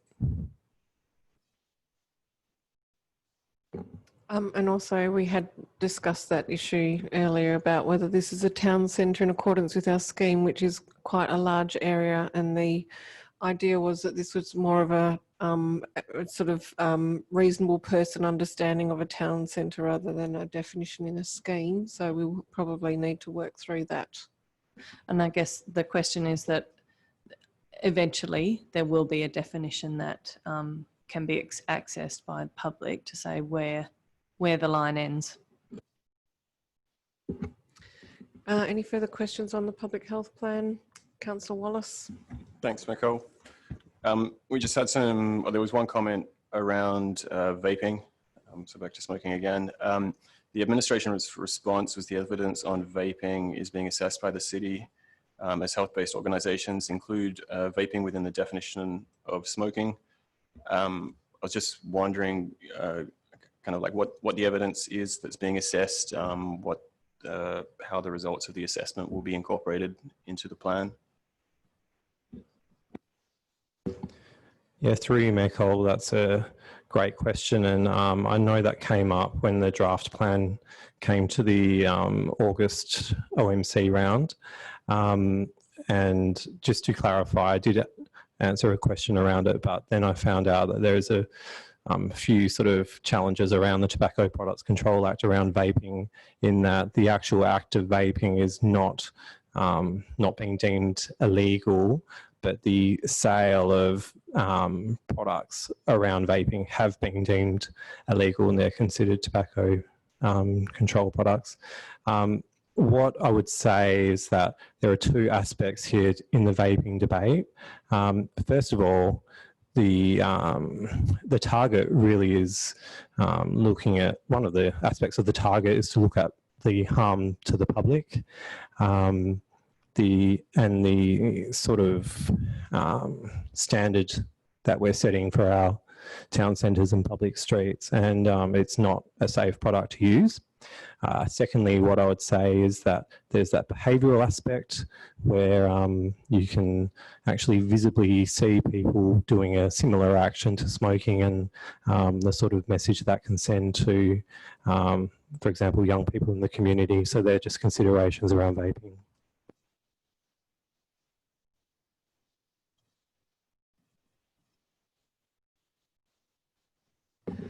Does Councillor Fotakis? I just had Councillor Gonashevsky sort of like stole most of my sort of questions that are there. Just one point that I just want to really clarify on the communications plan, that's deliverable 3.2.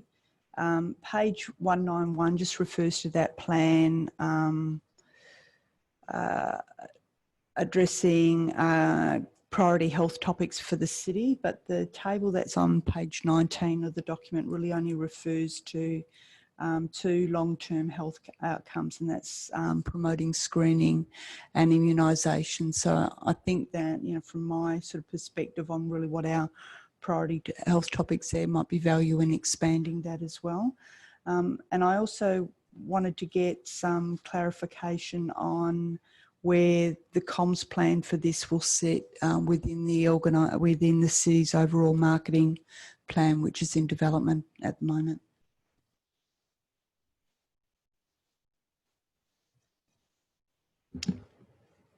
Through you, Mayor Cole, I believe public health communications should really cover all of the priority health topics. I'll just review the document, and that's certainly what the intent of the document should be.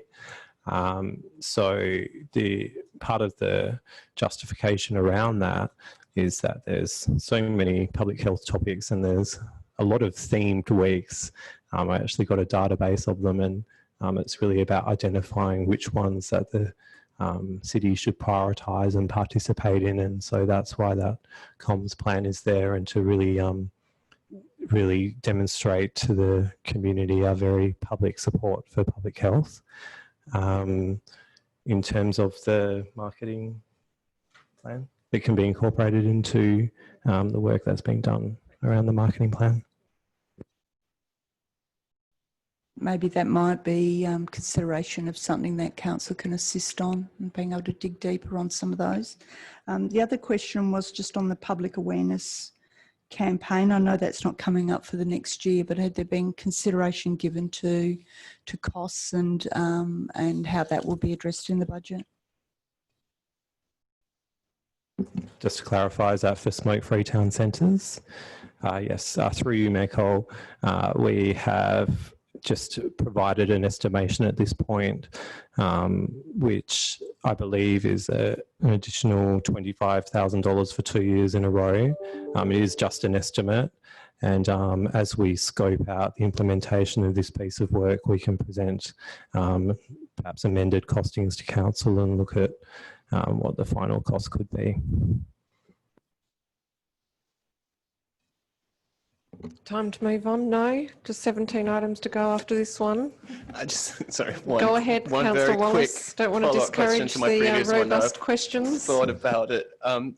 Sorry, Mike. You often refer to the Tobacco Control Act and how vaping and smoking are classified similarly under it. Is it correct, though, that I guess if we're proposing measures that go beyond the Act and at a local level, that we can make our own distinction between smoking and vaping with what we want to control? Yeah, through you, Mayor Cole, that's something that I've thought about and would require consideration. I do sometimes have a little bit of hesitance if we create rules or situations that aren't in line with state government legislation, so that's something to consider. But also I would note that that act is currently under review, and I would be expecting that the public health lobby will be strongly supporting for vaping to be captured within that legislation. Thanks. Okay, does that conclude public health plan? Great. Okay, so the next item is the item 5.6 draft Haynes Street Reserve Development Plan. Questions? Councillor Loden. Thank you, Mayor. I was curious about, you haven't defined it at this level, but what is the ability to include accessible play equipment as part of the play equipment that is installed on the site? And through you, Mayor Cole, in stage 2 of the landscape plan, we have to be confirmed for the area of possible play equipment. So we would be doing some consultation, and we could, through that, see the possibility of that being that style of play equipment.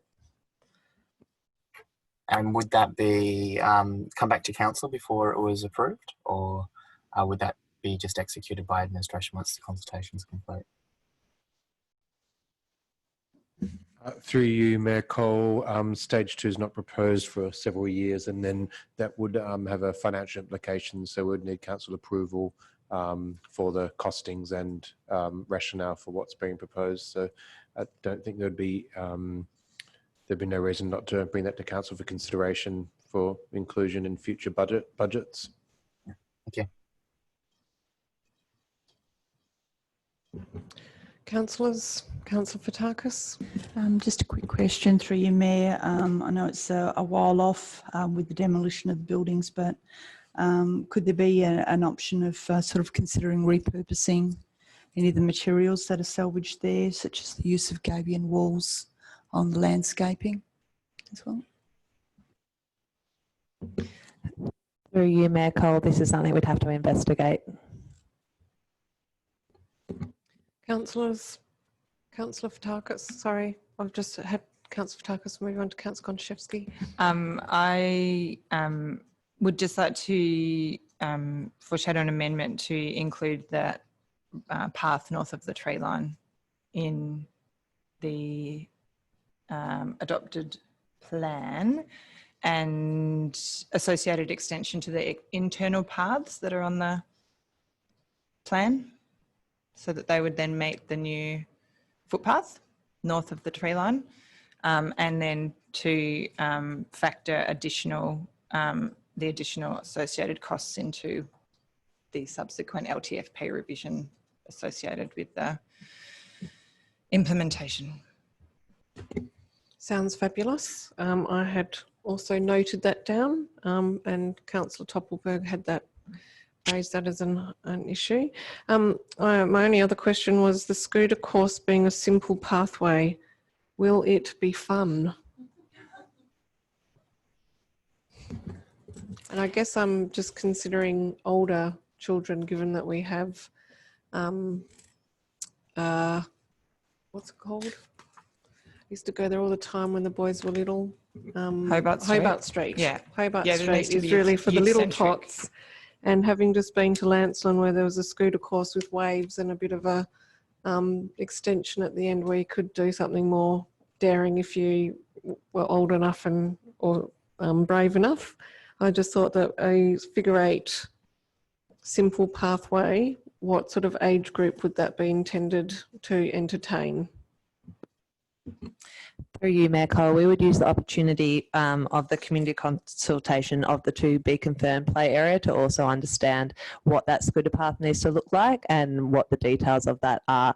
And as that is so far off, we would be open to having a look at what that needs to be due to the needs in the area. Great, thank you. Any further questions on Haynes Street? Ashley, sorry, Councillor Wallace, being a bit informal. Thanks, Emma. No worries. We had a couple of comments from the community that the design was boring, and I was wondering what other options were reviewed that might provide greater level of excitement to the community. Through you, Mayor Cole, we also had a lot of feedback of wanting to reduce the play areas and creating some space for that other type of recreation, so that quiet kind of respite type of space that's quite lacking in the area. So I would say that that boring element is somewhat thought of as a quiet respite space to some that's required.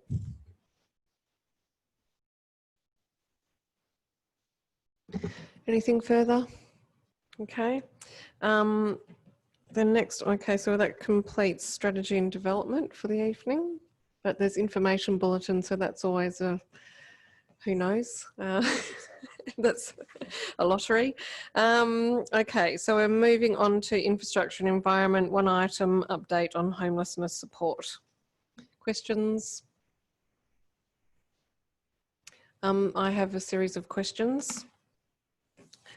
I wanted to follow up on what had happened to the discussion around talking with City of Perth and the potential for there to be some meal service for Rua, who still operates a day centre for the morning.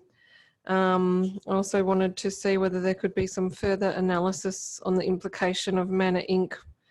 Now offering a service to people who are predominantly not experiencing homelessness based on their detail that they were collecting on their survey, given that the original intent was around supporting people experiencing homelessness.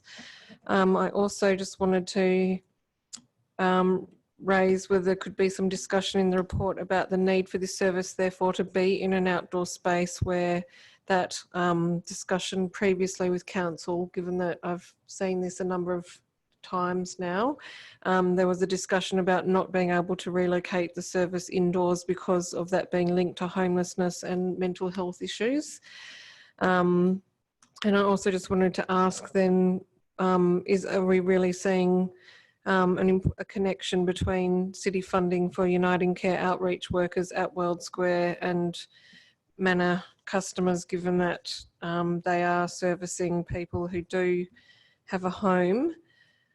The other question I had is that of the 25 City of Vincent residents identified in that survey, which it sounds like it was a one-off snapshot, so, you know, taking that into consideration, 19 live in North Perth, identifying a need in North Perth, and could we get a better understanding somehow of that need and perhaps consider how we might provide more targeted assistance?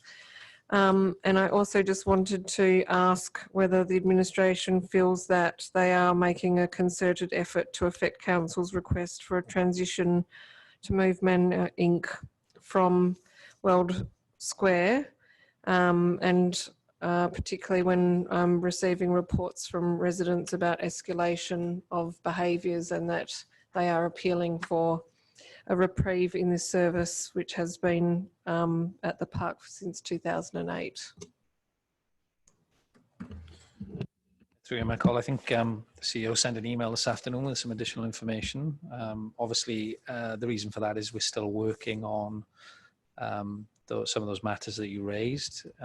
It's been a relatively short time since the last council meeting when this update was requested, and there's been school holidays in between as well, so it's been a bit of a struggle to get all the work done, but those items that you raised are still being worked on, and anything that we can do in the next week will be added to the report or to the briefing notes depending on what the work is. Thank you, Director. I just want to query though that the recommendation to council, sorry, it's just loading,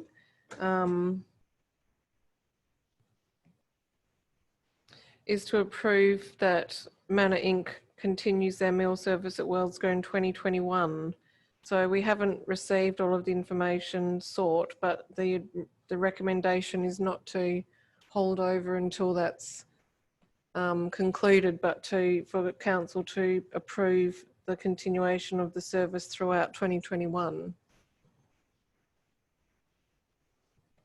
Through you, Mayor Cole, based on the long-standing service that's been provided and on the cost benefit of the current service, it would still be our recommendation to continue that while we look at these other options. So provide that continuity of service for people who do need and do access it, at the same time as exploring some of the alternatives over the next few months.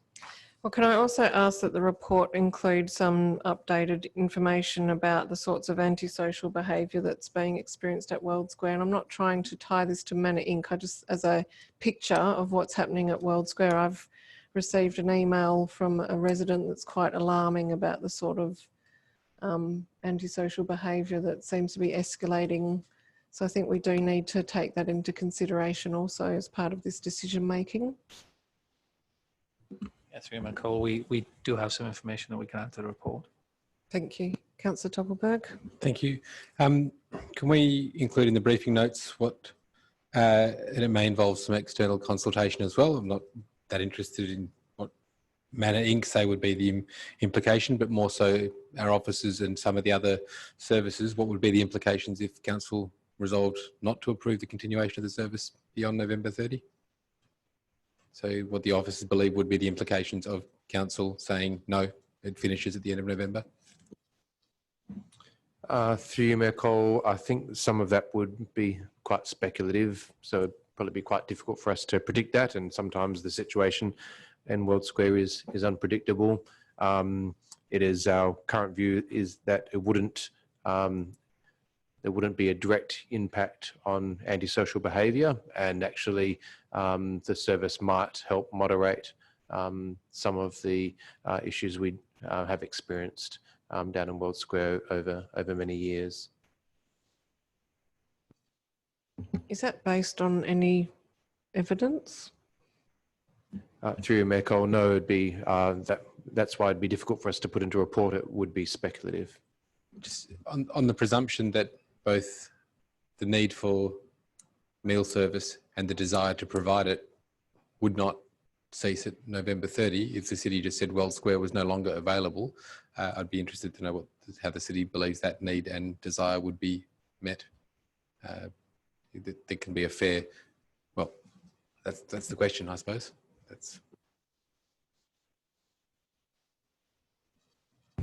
Councillor Wallace. Thanks, Michael.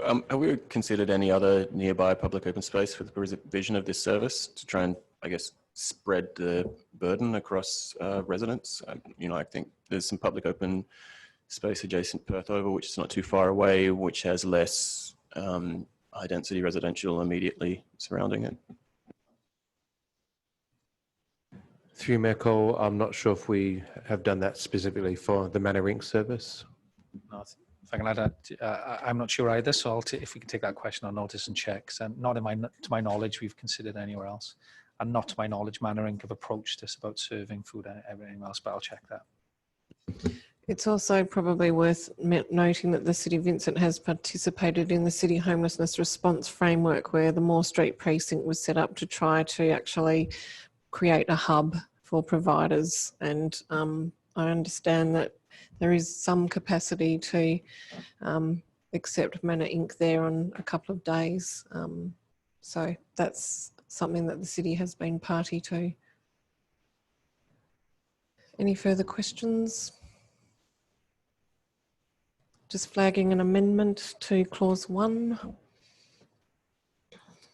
Okay, we'll move on to Community and Business Services, 7.1 Beatty Park Leisure Centre renewals business case. Any questions on the Beatty Park renewals case, Councillor Loden? Thank you, Mayor. The big cost impact is the lost revenue from the site being or partially closed. Is it so? There's a once-off $755,000 loss. Is this sort of like a linear thing that if we're closed for 7 weeks, that it's $108,000 a week that we're closed? Sorry, through you, Mayor Cole. I'd have to investigate that, but I've done calculations based on time of year. So there is a lot of sort of feedback into that depending on when we close, because we'd be able to use the outdoor pools for swimming lessons over that summer period, whereas we head into the winter period, that would become less and less. And also the employment of swim teachers would also drop off over that those winter months. So I guess the time that we're shut down is probably the key. I would assume is probably the key thing in terms of determining what the cost impact is. So how will that be considered as part of the tender? Will there be a consideration on how quickly the person can deliver the scope of work?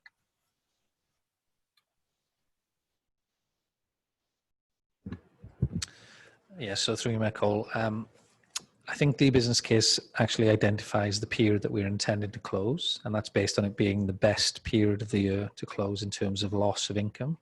So that's over I think starting in January for 5 months. So that's deemed to be the best option. So that is what we'll state in the tender, that we would like the works done in that period. What we don't know, the tenders are just going out, is where the contractors will be available. So there may need to be a flex of that time, or a change in the exact dates, but that is the intention, to do it in that 5-month period, if that answers the question. Not quite. So I think my read was there's like a 7-week period where there's specifically the indoor pool would be unusable. And I'm assuming that is for the tile replacement and to fix the filtration system. And then the other scopes can kind of be things that you manage whilst the indoor pool is still operational. Is that correct? Through you, Mayor Cole. No, we're looking between 3 and 5 months, depending on the contractor. The 7-week period I did mention there at one point in the business case was about when we are not running swimming lessons over the summer period. So our swimming lessons shut down for a 7-week period. We allow the VAC swim to come in for 4 weeks of that. The rest of it's around the public holidays and leading up to school. So we have a bit of a layoff there for our sort of swim school. Then I wasn't clear from the document around it. Are we proposing, at this point we're not approving a replacement slide, we're approving funds for the investigation around that, and then there would be a proposal that comes back with a replacement for the slide?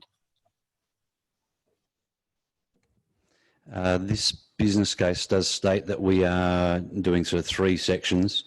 The third section, so project 3, is around the change rooms, some alterations to the wellness area, spa, sauna, steam room, staff amenities, and the slide would be part of that scope.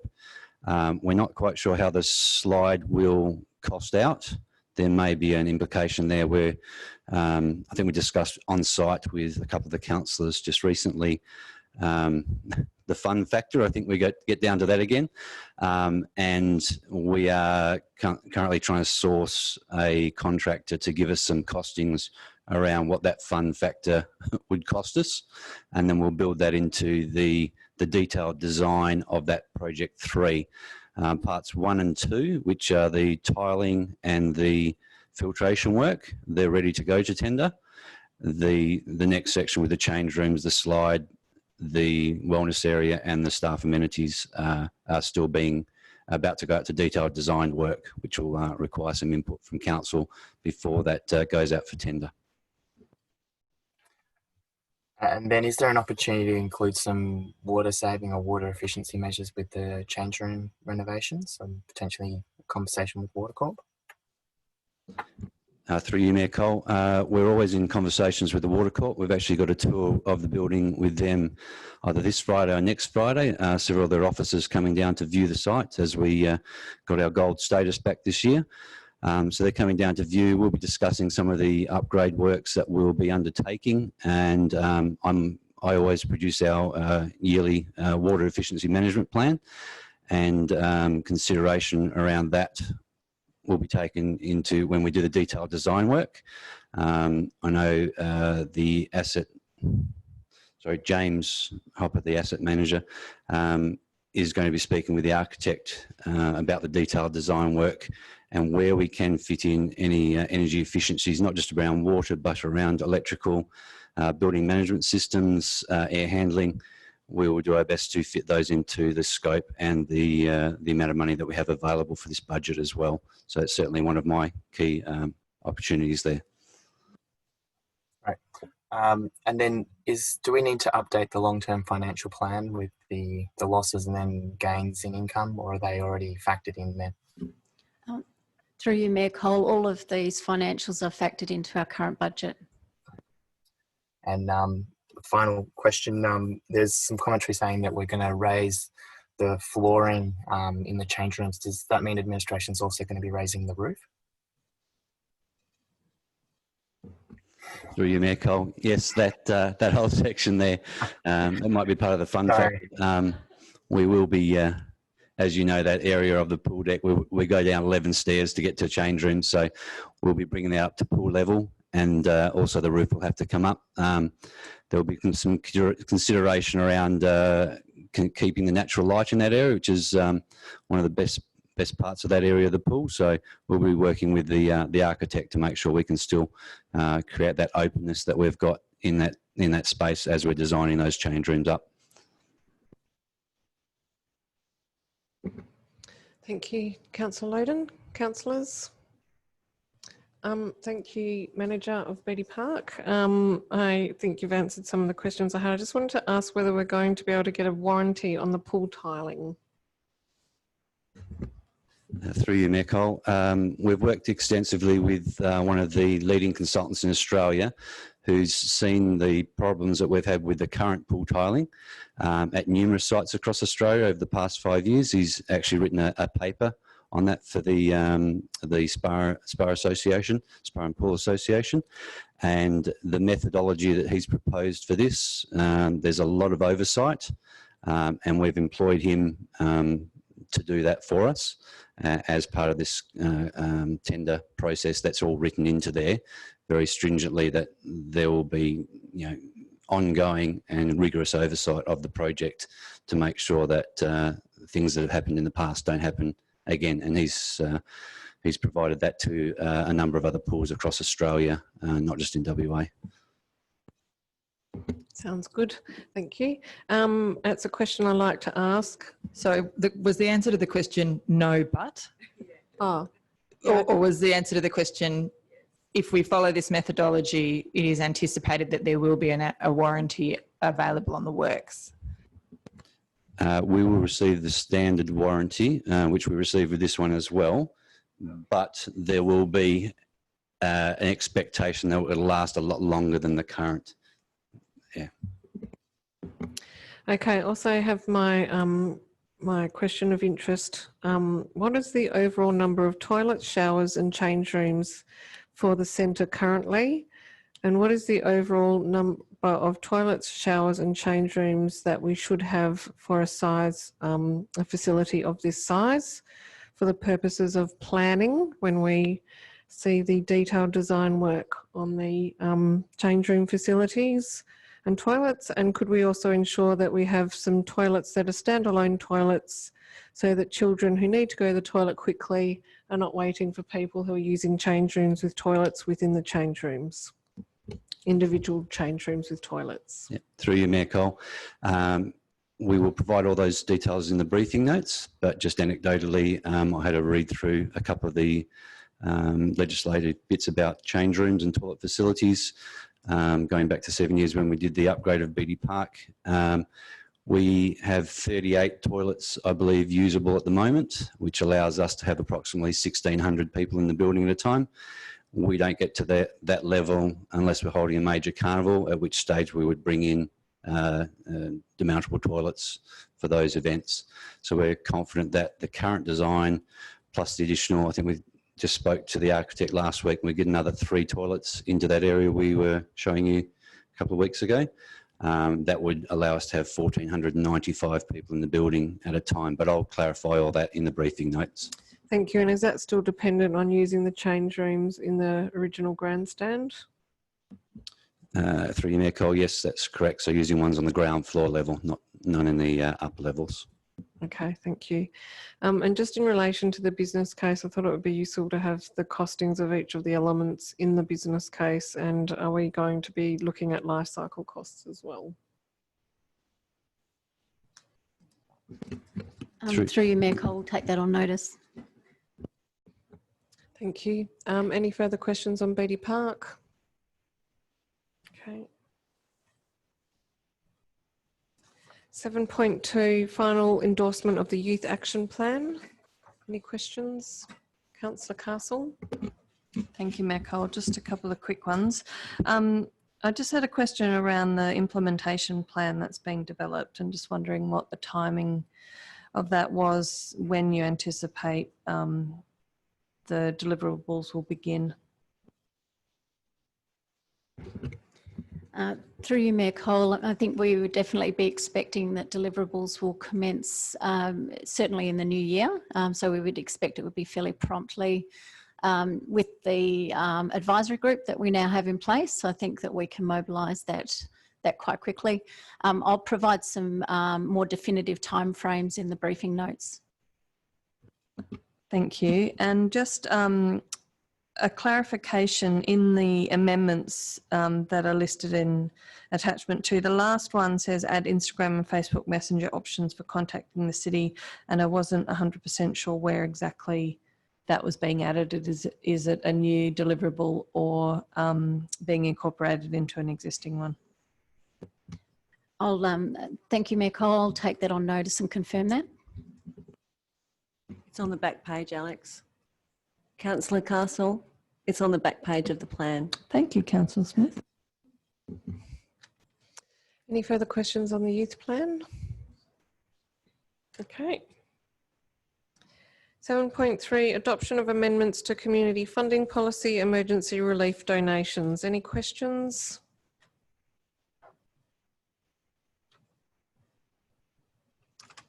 Okay. 7.4, investment report as at the 31st of August 2020.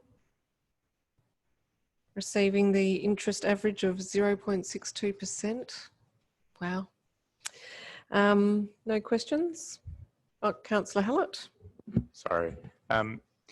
Our fossil fuel exposed investment appears to have increased. Just wondering if we can update on the divestment process. Yep, through you, Mayor Cole, I'll confirm the details of that for you. Anything further on investment report? Okay, item 7.5, authorisation of expenditure for the period 1st to 31st of August 2020. Councillor Fotakis. Through you, Mayor, I can take this one on notice, but I've just been watching the accounts that have been coming through from APARC, and just comparing through from the 4 months of December through to March of 165,000, and the following 4 months, which includes COVID, amount to 250,000. And there seemed to have been a regularity of really when some of those amounts come through, how they're being referenced, whether it's software licensing or a central management system, meter reading. So can I get a bit of a clarification on, and I'll obviously take this on notice as to those costs and why they are increasing as well, and particularly from an aspect of our business where our income has declined, of why our costs are going up. Yeah, through you, Mayor Cole, we'll look into that for you. Thanks for that. Councillors, Councillor Gonchevsky. Just in relation to the item about the Menzies air conditioning and fan, was that in the 2021 Capital Works budget? Or was it works that we did last year and is not in this year, or is it captured somewhere? Because I love that document. No, I'm happy to go back through and find an email reference, but the reference was for Menzies air conditioning and fan. So, or, perhaps Menzies pavilion, but then I couldn't find a subsequent reference in that Capital Works document. So just some clarification on that.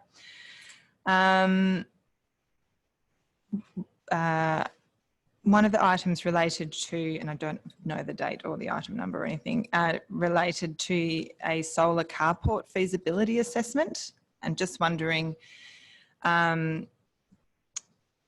what the outcomes of that feasibility assessment was, and I guess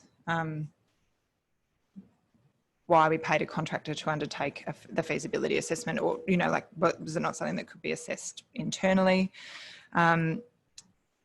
There's an item there in relation to legal advice about Leaderville Gardens, and I wasn't sure if I missed an update, possibly. But around, we haven't had an update in relation to Leaderville Gardens, and I think the last time we just talked about Leaderville Gardens, it was we need to get some legal advice, and I was just wondering where that was at. And there's also a very small value item, but it's a subscription to Apple Music. And I was just wondering what we use Apple Music for. Yep. Thank you, Mayor Cole. I'll take all those on notice and put them in the briefing notes for you.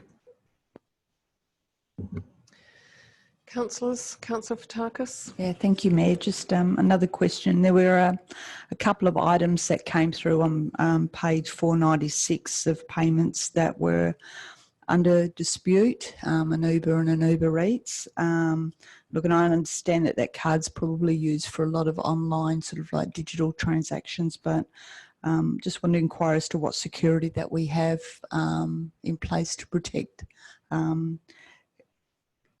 I suppose costs coming in that haven't been authorised or are being dumped on the card.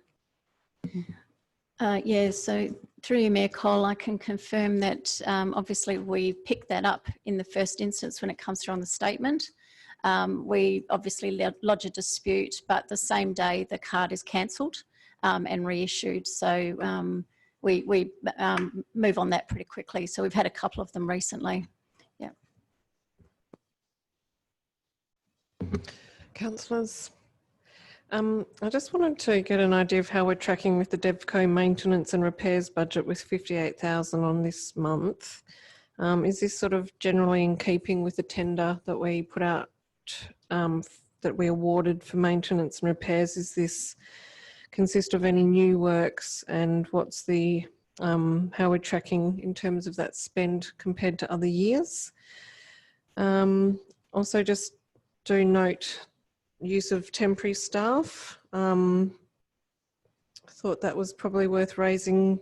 There is mention in the next item about overspend on employee costs, and I know that temporary staff through agencies does come at a premium. So just a query about the use of temporary staff.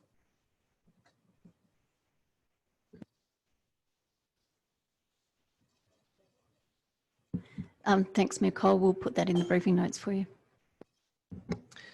Okay, anything further on authorisation of expenditure? Okay, moving to item 5.6, financial statements as at 31st of August 2020. Any questions? Councillor Gontaszewski. I just had one, and this is potentially a question to myself, but I'll ask it here as well. In relation to the, there's a redundancy payment associated with, I think, the Beatty Park Cafe, and I just was wondering if I could get clarification if that redundancy payment was factored into the cost benefit analysis associated with the move to an external provider when that item came before council.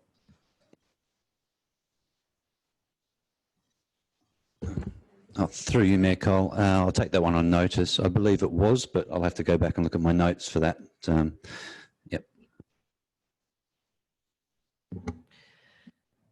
Thank you, Councillor Gontaszewski. Also, I referred to it in the previous item, but really just raising the overspend of $564,000 on employee costs.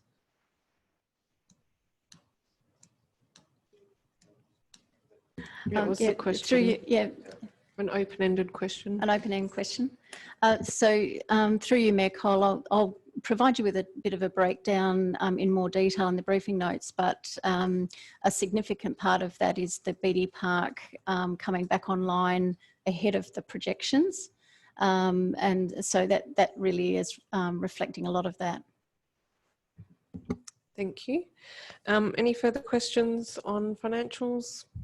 Okay, thank you. Moving on to Chief Executive Officer items. 8.1, annual review of updated project plans for the 26 strategic projects in the corporate business plan for 2021 to 23-24. Any questions? Councillor Gontaszewski. Thank you. Just want to get a sense of what we're approving in terms of, particularly in relation to milestones associated with the projects. So there's in between each of the pages, there is some difference in the way that milestones may be recorded and whether there are dates or timeframes associated with milestones, which I have some concerns with in terms of if council was to approve something that has a milestone with no date against it, what we're actually approving. That's probably my biggest concern. So I guess my question is it intended that council is approving these list of 26 as being our priority projects and programs, or is the intention that we are approving the contents of the program project on a page, including the key milestones as listed? Through you, Mayor Cole, I definitely acknowledge that each project presents slightly differently because there are a few programs, some of the big major projects which have a lot more detailed planning. A large part of the report to council is to provide an annual update on where the project's at, and we are working through how best to report to council as we try to improve our project management framework. So very keen on feedback from councillors on the type of information that's presented and how it should be presented and what's most useful, because that is something where that's still a work in progress and we're keen to improve. I think the short answer and a general answer is that this is a snapshot of where the project is at as of now, and we would then come back to council as part of the budget process going into next year if there's going to be big changes to the financials. But the information and the scope and the milestones as outlined in this project or program on a page, if there's going to be any what I'd call significant variation to timeframes, budget or cost, obviously, and also the scope and what's being intended to be delivered, that would come back to council for formal approval for a project scope change or a change request to some of those key elements. Major change to the scope or the outcome, major change to the timing, and obviously any change to the budget would be a council approval. Can I just ask a follow-up question to yours? How would we make a decision where there'd been a change in time frame on some of these items where they don't have month-by-month milestones listed? Because many of the items are just, the time frame seems to be by year. So I'm really unsure about the level of detail and how we would actually make decisions on significant variations on scope, time frame, and I can see budget, but time frame, I'd say the majority wouldn't have a significant amount of detail on time frame for us to actually say there's been a significant variation other than year on year. Through you, Mayor Cole, some of the projects are sort of multi-year programs and have a large number of smaller projects in them, so that would require more detailed reporting as part of regular project updates to council. Our intention is to provide quarterly updates to council on all these projects, and those quarterly updates, so in 2 or 3 months' time, would outline whether or not there were any major changes to the scope, the timeframes, or the proposed budget. CEO, if the current project on a page documentation has works in the current budget year, but the milestone is not given a date in this year, it's just given a, say, shading to say it's going to occur in this year. If you're doing a quarterly update, how will you know that that milestone, aside from perhaps on 29 June 2021, how will you know whether that project is on track in terms of schedule? Through you, Mayor Cole, I may not know myself directly, but the relevant director for the level of project should know exactly when that expenditure or that outcome is going to be achieved. If council is expected to approve these documents, and that's what the recommendation says, how will I know that if I was to then look at this document and ask a question in relation to schedule or have any,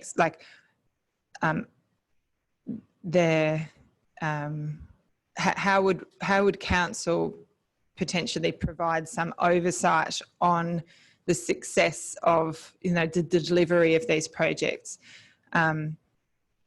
It appears that there is some where they are likely to be completely undertaken within this financial year, and then yes, you're right, some are multi-year.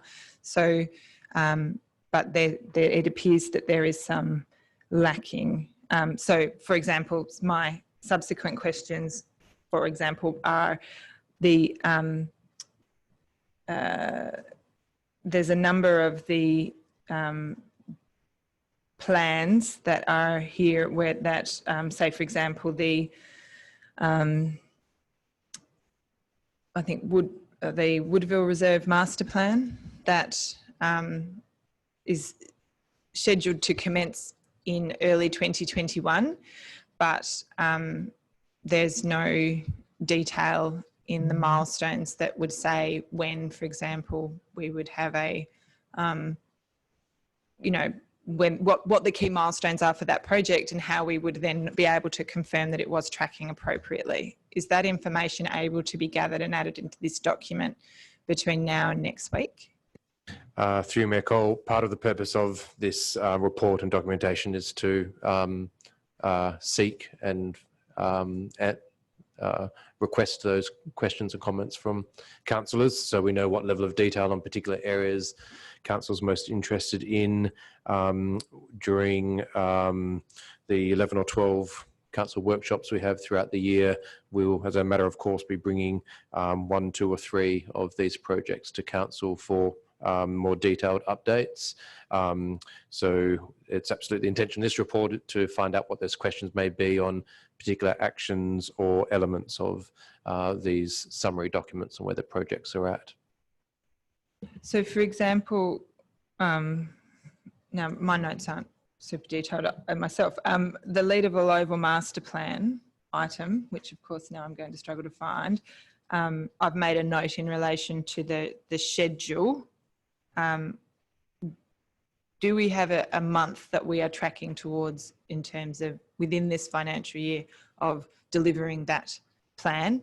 I believe it was the same for, you know, the Beatty Park 2062 project. If one of the milestones is the presentation of a report to council outlining the findings, what month are we aiming towards?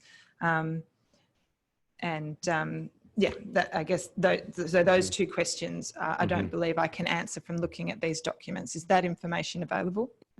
Yes, it is. And the first one is a very good question. We're planning to bring a package to council on the Leaderville Town Centre structure plan, as well as the place plan and the Leaderville Oval Master Plan all together as a group during this year, but before the end of the year.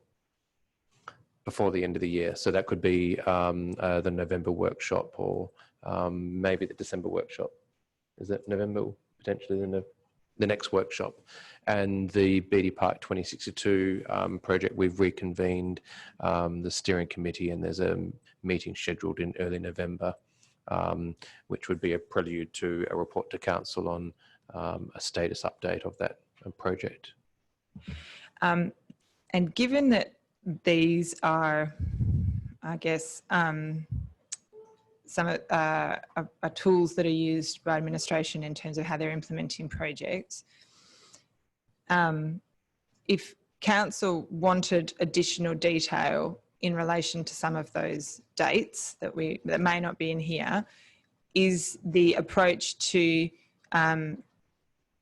request that these documents be amended? I'm not sure that these are our documents, but we're being asked to approve them. So I'm just trying to get your intention. So if for example, I wanted to say for the Leaderville Oval Master Plan that we have a milestone in there that is present master plan to council workshop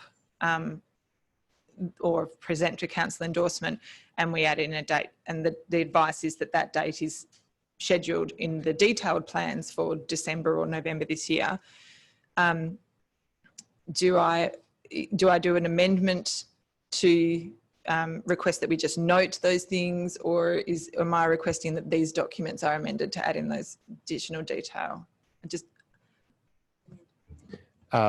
Through Michael, good questions, because we haven't presented this sort of information to council in this format before, and we're very keen to make sure council sees 12 months and ahead about those decision points and those touch points with council for preliminary discussions on strategies, plans or projects in a workshop format, and when the formal approval processes will be for documents like we saw tonight on the Youth Action Plan and the Sydney Haynes Street Reserve, etc. So we could do that in a variety of different ways. The quarterly updates will, because that's a quarterly update to council, will absolutely have when we're expecting to bring the next stage of a project to council for decision.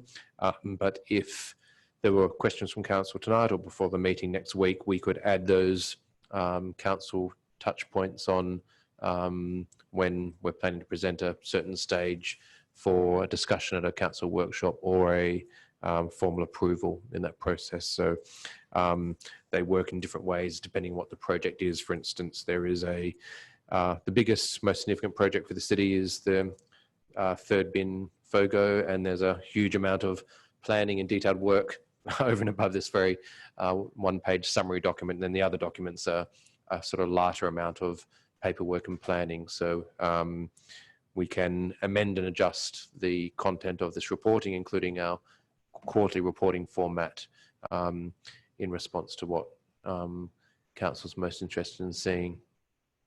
Okay. I'll have a think about the best way forward, and I do appreciate that there's other more detailed planning documents, and I'm conscious of not overstepping. One of the things I will note is just the marketing plan item. I don't believe that the project schedule has been updated since our last discussion at the workshop that we had. There was some talk around what might be a likely project schedule for the delivery of that document in terms of timelines for developing a draft plan and that coming back. But I don't believe that's been incorporated. So that might be something to review. Obviously, or as asset management, I believe that that's sitting at November, the asset management strategy. I did have a question mark, but I will note that the capital works ones, I think, all had very good detail. So they that was great. And then my only other question was, oh, and Axford Park, it's got a warning flag. So where there's a warning flag up the top that says it would be very useful to be able to tell from the detail in the document below it why there's the warning flag up the top, just so that we can all be on the same page there.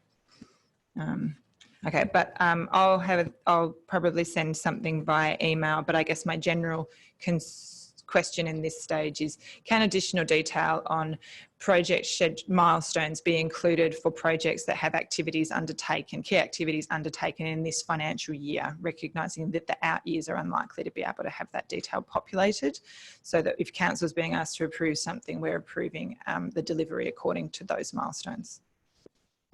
Through Mayor Cole, yes, I think we could include all those key decision points or presentations to council. Quick response on Axford Park upgrade. I think that largely related to, it's a long-standing project and we haven't got a funding source for the later stage, but this latest iteration of the project on the page has included a text box for status update. So what we can do is have a text explanation in that status update box in the sort of fourth row to explain why something might have a cross or a exclamation mark if it's not on track. Further to Councillor Gondaszewski's comments, I think that part of the issue from my reading in terms of the usefulness to me and perhaps other council members, if they see it this way, is that there are certain items listed as programs where there's actually a development of a plan or a master plan, which then becomes an implementation phase. And I think that there's a distinct phase in terms of actually developing the plan, which is more of a project, which then becomes a program of implementation. So these are the examples: Woodville Reserve, Robertson Park, Britannia Reserve West Plan, Arts Development Action Plan, Marketing Development Plan. The development of the plan is the project from my perspective, and that needs to have the milestones so that we can see when is it going to be developed, when is it going to be presented to council, when we'll be doing community consultation, those key milestones. And then there's the implementation thereafter, which then becomes more of a program. So for me, there's certain things here that I have a high interest in, but I can't say that this would enable me to say, oh, there's been a scope change in the development of that plan. And just on the community engagement charter, just noting that that is a KPI for completion this financial year, but the completion date in the plan falls within the next financial year. So that's something that I think it would be difficult to ask council to approve that, given that we've already endorsed KPIs that say something different.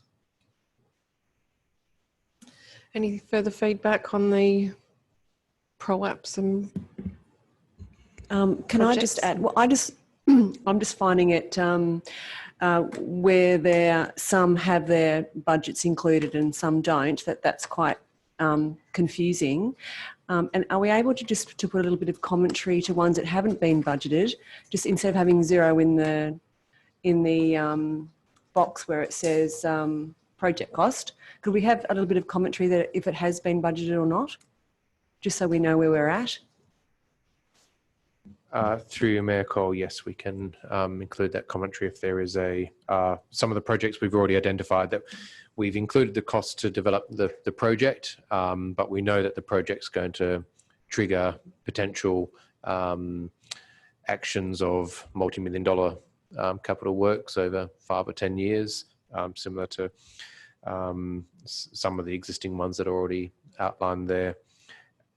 So but there are some, for instance, which are the development of a project or a plan, which we are just doing through staff time and salaries. We're not putting a additional project cost for staff time or salaries in those projects. So if you might be referring, Councillor Smith, to say Woodville Reserve Master Plan, or there was one or two others which were essentially project officers, and their staff time is going to produce the project, as the Mayor Cole referenced. It doesn't include capital works. So Woodville, Robinson Park, and the sports and recreation facilities plan were all going to be budgeted through existing staff time and resources.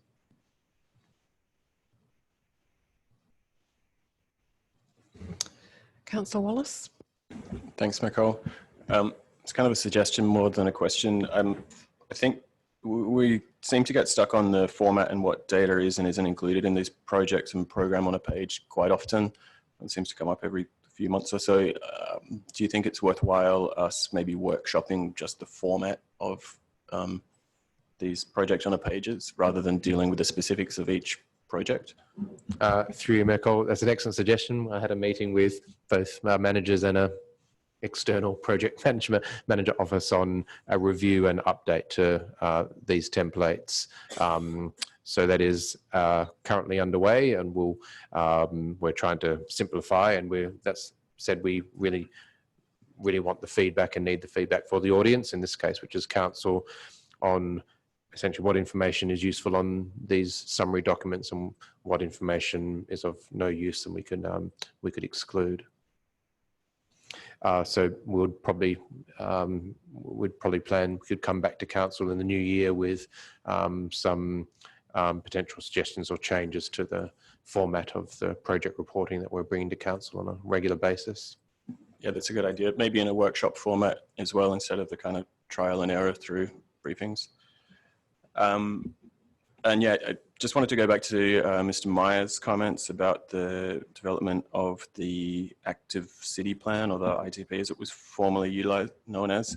He had a comment around there about expenditure on consultants. I was just wondering what processes we had in place for, I guess, reviewing the performance of consultants and reviewing the city's internal performance in, I guess, scoping, procuring and managing consultants. And then whether we'd undertaken any of those review processes and whether you could share any details of the results of any such review. Through Mayor Cole, yes, I might just ask the Executive Director to talk about the transport strategy and the use of external consultants. A lot of that money was related to data collection in the initial phase. We are improving our contract management capability, and that is been a key issue for the city over several years, and how we actively manage those contracts and keep consultants to the agreed scope is a key issue for the city. I might just ask the Executive Director to comment on that one. Yeah, so through my calls, I think I've been involved since the beginning. So it was procured correctly. You know, I think it was a tender evaluation process, and the consultant was selected as for a specific piece of work. It was all scoped out, and I think the scope was provided to council and to the UMAG as well. It was discussed there. So it was, the procurement I'm sure was done correctly, and they were selected. I don't think it's gone over budget. I think the budget has been stuck to. I'd have to check back, but I think it has stuck to the original budget. In terms of review, I mean, that's something that we're working on in terms of our improvement in our procurement and evaluation process after the fact. I mean, this project hasn't been quite completed yet, so it hasn't been reviewed, but we do review the performance of all our contractors, and that's something that we're developing as well. So. Through Mayor Cole, just to add, less so specifically on contract management, what we want to embed and improve in the project management framework in general is to come back to the decision maker, in this case council, after we finished a project with a project review, which includes costs and scope and time frames, to make sure that the intended benefits when the project was initiated were realised or what may have changed during the course of that project being developed. So we want to use that process for project completion and benefits realisation to learn and improve as an organisation on how we're initiating these projects, managing them during the rollout, and then assessing and evaluating the success of the project at the end of the process. Thanks. I guess just a follow-up question to the Executive Director on your statement that it was scoped and procured correctly. There was an additional traffic modelling study that was, I guess, included within some of the draft of the ITP that doesn't seem to be reflected anywhere in the final product. Could you just provide a little bit more detail on what the intent of that study was and how it has informed the development of the plan? Through my call, I'd have to take that question on notice and check back at the original detail. Anything further on this item? Okay. Next item is 8.2, request to the Minister for Lands to acquire 6 rights of way as Crown land and reserve as public rights of way, Perth Precinct. We just have to wait for Councillor Wallace to depart the chamber. Any questions on this item? No, that was short. You can come back, Councillor Wallace. Okay, 8.3, sale of 150 Charles Street, West Perth. Any questions on this item? Any questions on sale of Charles Street? Okay, moving on. 8.4, licence to locate a permanent alfresco structure in the Grosvenor Road Reserve adjacent to 639 to 643 Beaufort Street, Mount Lawley. Councillor Toppelberg. Thank you. I have a question for Mr. Fellows. Given that the proposed licensed area is in the public domain, and the city may, by the time this is considered, have endorsed a public health strategy that is moving towards no smoking in town centres by 2025, has the city considered whether or not smoking would or should be allowed within the proposed licensed area in the road reserve?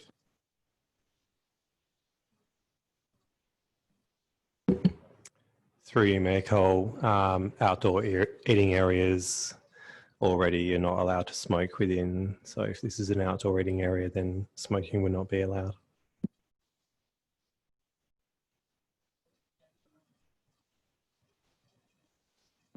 Is that, oh, if it's a tavern license, is it designated as an eating area?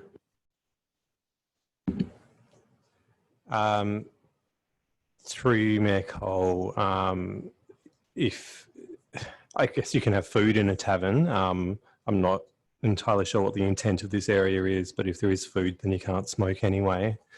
Yeah, you're right. The target, if agreed to, would be in place, and it would be smoke-free.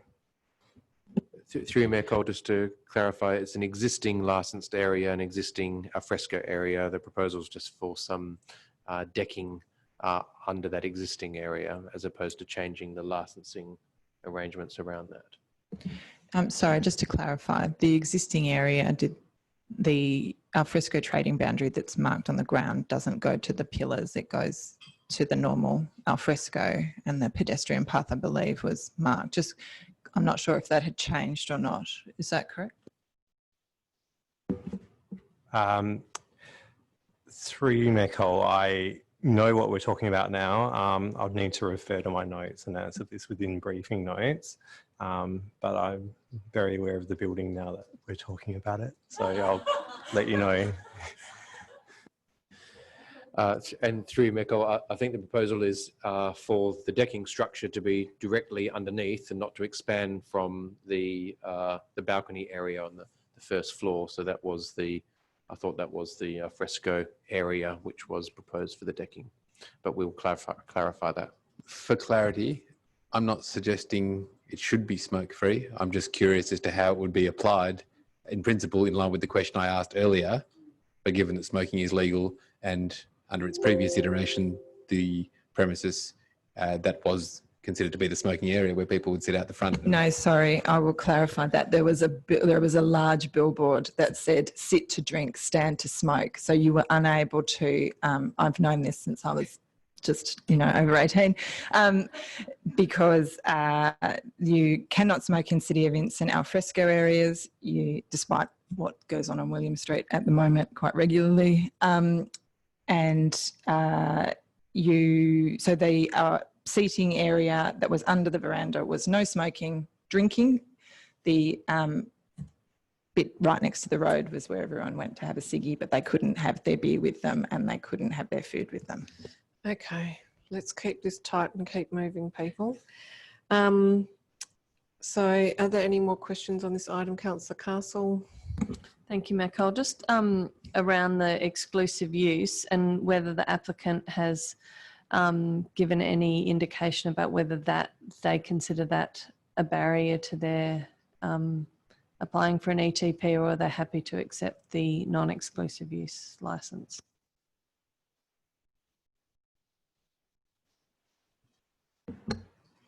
Through you, Mayor Cole.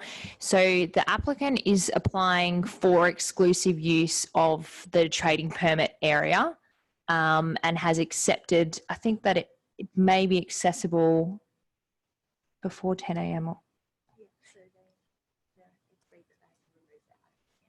Yes, yep. So the furniture that they're proposing to install in there won't be fixed and they'll remove them at the end of the day. But for the purposes of liquor licensing, they require the license from the city to specifically state that they have exclusive use of that area. Well, the recommendation specifically says non-exclusive use, and the report says that the administration doesn't support exclusive use for a number of reasons. So I'm not clear whether that, well, it does say in the report that it's common practice to have an extended trading permit in the alfresco area and that exclusive use is not required for that. But I'm just wanting some clarification that that doesn't become a barrier for them. Through you, Mayor Cole. So we've discussed this with Department of Lands and they've said they cannot have exclusive use. So we've told the applicant that we would go to council for council to make a decision on this, but we will review how this relates to the trading permit and provide some more clarity in the briefing notes. Thank you. And just related to that, the plans indicate new blinds on the outside of the structure, and I'm just wondering, cafe blinds, I think, and I'm just wondering whether there's, well, I just want to confirm there are no blinds proposed for the ends of the structure or no other barriers at those ends.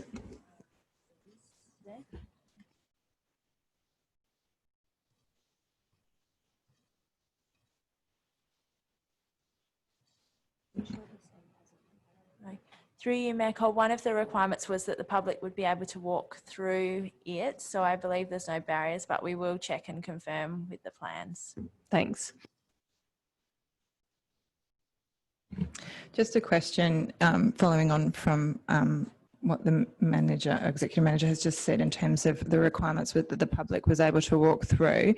Could you talk to me in relation to the accessibility for people with mobility issues and prams or wheelchairs, in terms of if the public is meant to be able to walk through and there is stairs at one end, how does that impact on meeting that requirement? Through you, Mayor Cole, yes, that is a good question because there are steps, I believe only on part though, and with the width of the footpath in this area. So our view was that pedestrian movement for people that would need to be in a wheelchair or something like that wouldn't be impacted by that because there is sufficient width in the footpath. Can you explain to me or provide some clarification in relation to the built form policy requirement for continuous awnings and the purpose of having continuous awnings in our town centres, and how people with mobility issues are meant to access that same built form benefit if they are unable to traverse what is that proposed area. Through Mayor Cole, part of the applicant's intent with the decking structure is currently the alfresco area is on existing footpath and it's on a sloped area, a sloping area, so it's not that easy to use for existing alfresco. So I'll just interrupt you with my follow-up question, just so you may be able to answer it at the same time. Is that current footpath considered to be compliant from a disability access point of view, or if the city was to say not approve this, should we be undertaking capital works to bring it into compliance? The footpath is the applicant trying to create a single level slope from indoor to outdoor, which would be disability access. So there wouldn't be, he wouldn't have to drop down a step to access the alfresco area, which is currently at a different level to the indoor part. So the private patrons of the venue would have better access than the members of the public in terms of traversing the site? Is that the intention? Through you, Mayor Cole, it would traversing the site into the current alfresco area with the tables and chairs.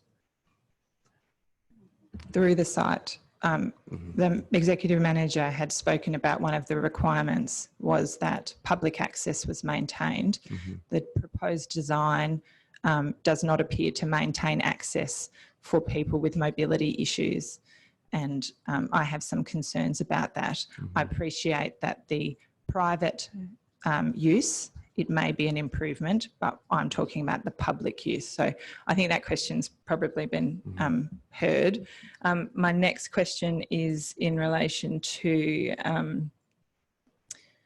there's a reference about a bullnosing on the plan. And I just, because we haven't got sort of any 3D renders, I wasn't sure if this was new bullnosing or I think it was on the western end. It would have been the southern elevation. At the western side of the southern elevation, there was a reference to bullnosing on the veranda. Through you, Mayor Cole, no modifications are proposed to the awning at the moment. Cool. Oh yeah, so that the roof line is not being proposed to be changed. Cool. Okay, thank you. And just a question in relation to the design review panel. When they've reviewed the design, they had made quite a bit of commentary in relation to the decking and the balustrading and the blinds as actually reducing access to the public space and reducing the interaction between the venue and the public realm. Just wondering, and I believe that they'd talked about the inclusion of bench seating and planter boxes rather than balustrading, and also had concerns about the awnings. Can I just get some commentary on the city's assessment of those points? Through you, Mayor Cole, I believe that we have received amended plans for the DA application in response to the DRP comments, so we can provide them as part of the briefing notes as an updated attachment. That would be useful. So given that we're being asked to approve a licence, and the licence, this is sort of something we've sort of discussed as to how this interface works. We're being asked to approve the licence, but the development plans are separate to the licence and we're not being asked to approve those.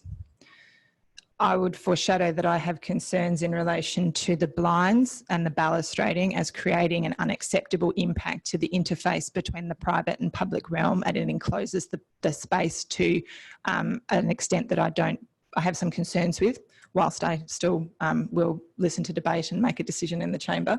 But if I held those concerns and they still had not been addressed this time next week, are there options around amendment, or is my only option to request that an alternative be prepared? Through you, Mayor Cole, do you mean to approve the licence subject to changes to the design to meet those requirements? That's something we could consider. We'll definitely check if those plans are the latest ones, because I know there were amendments and I thought they were the ones we'd provided to you. And so when you're approving the licence area, you are approving like that building footprint, but you could include, potentially, we could look at whether council could include some conditions about design elements. Thank you. I'd really appreciate that advice. Councillors, I don't know whether this is possible, but I noted that the DA has been advertised and that closed on the 6th of October. We've had the feedback from the design review panel. They've raised a few issues. I'd find it very informative to see what the response had been to the advertising of the DA. Is it possible, I know it's a separate process, but is it possible for council to have access to the response through community advertising? Through you, Mayor Cole, I can confirm that we didn't receive any submissions through consultation. Thank you. Sorry, can I just confirm? Where was the on-site signage in relation to the proposed development? Where was it affixed to the building?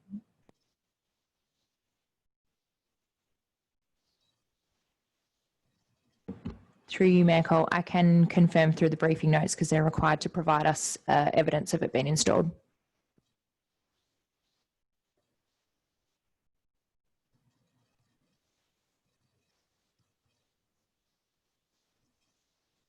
Okay, the other question I had was around the width of the remaining footpath.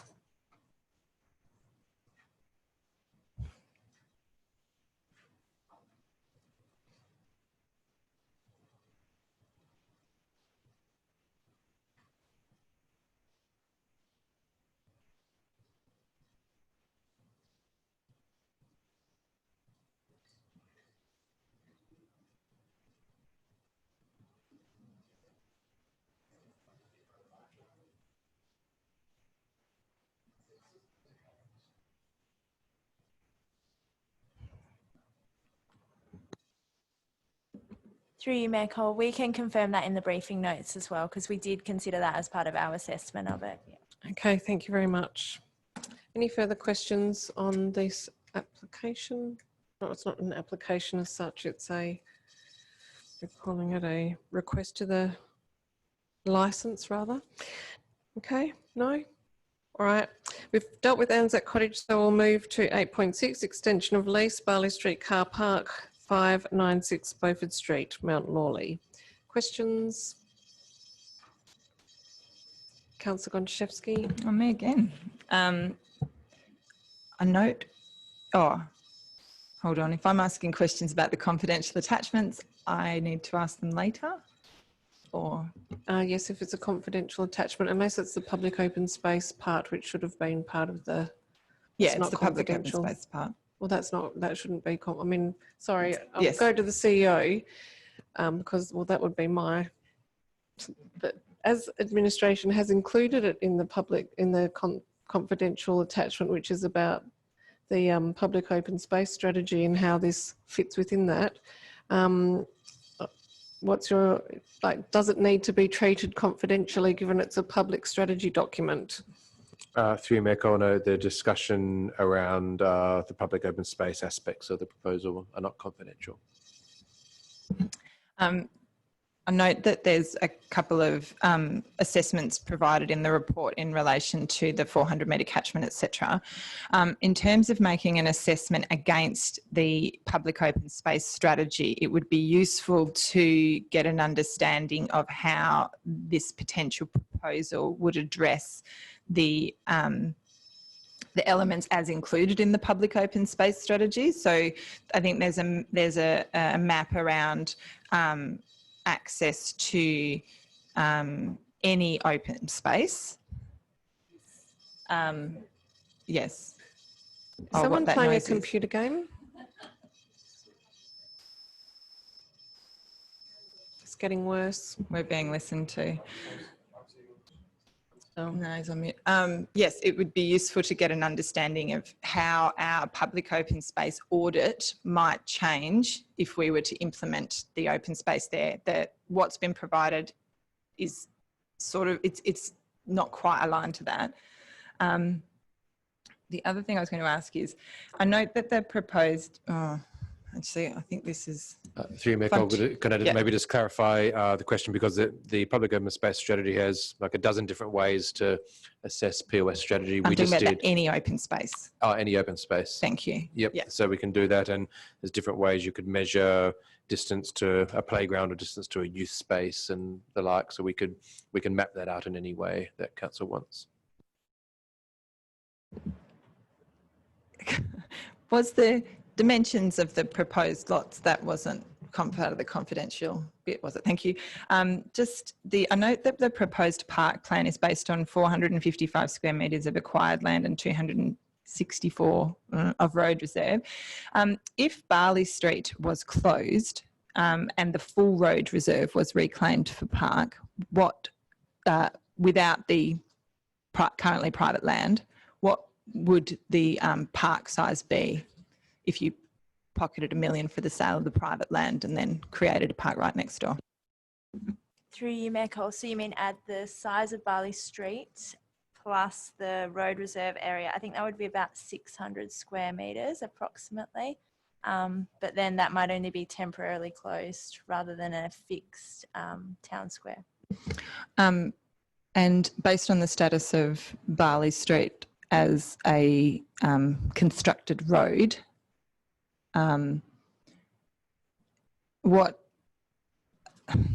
obviously there's access impediments, but are there any prohibitions on the city making decisions around the permanent closure of a road of the type of Barley Street at any point, much the same way as the city made a decision around Hyde Street? Is it an equivalent process or something different? Through you, Mayor Cole, I think it's best if I take that question on notice and just check all the details.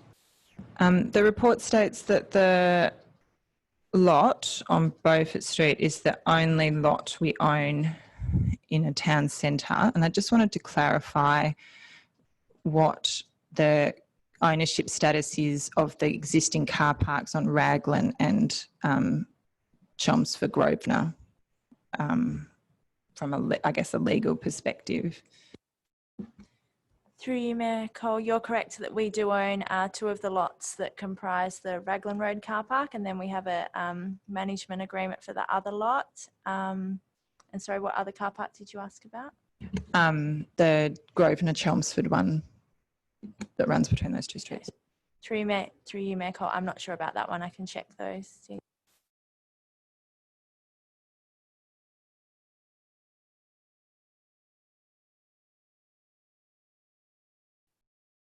And through you, Mayor Cole, I think that reference in the report might have been to freehold land the city holds as opposed to land which we hold in the road reserve.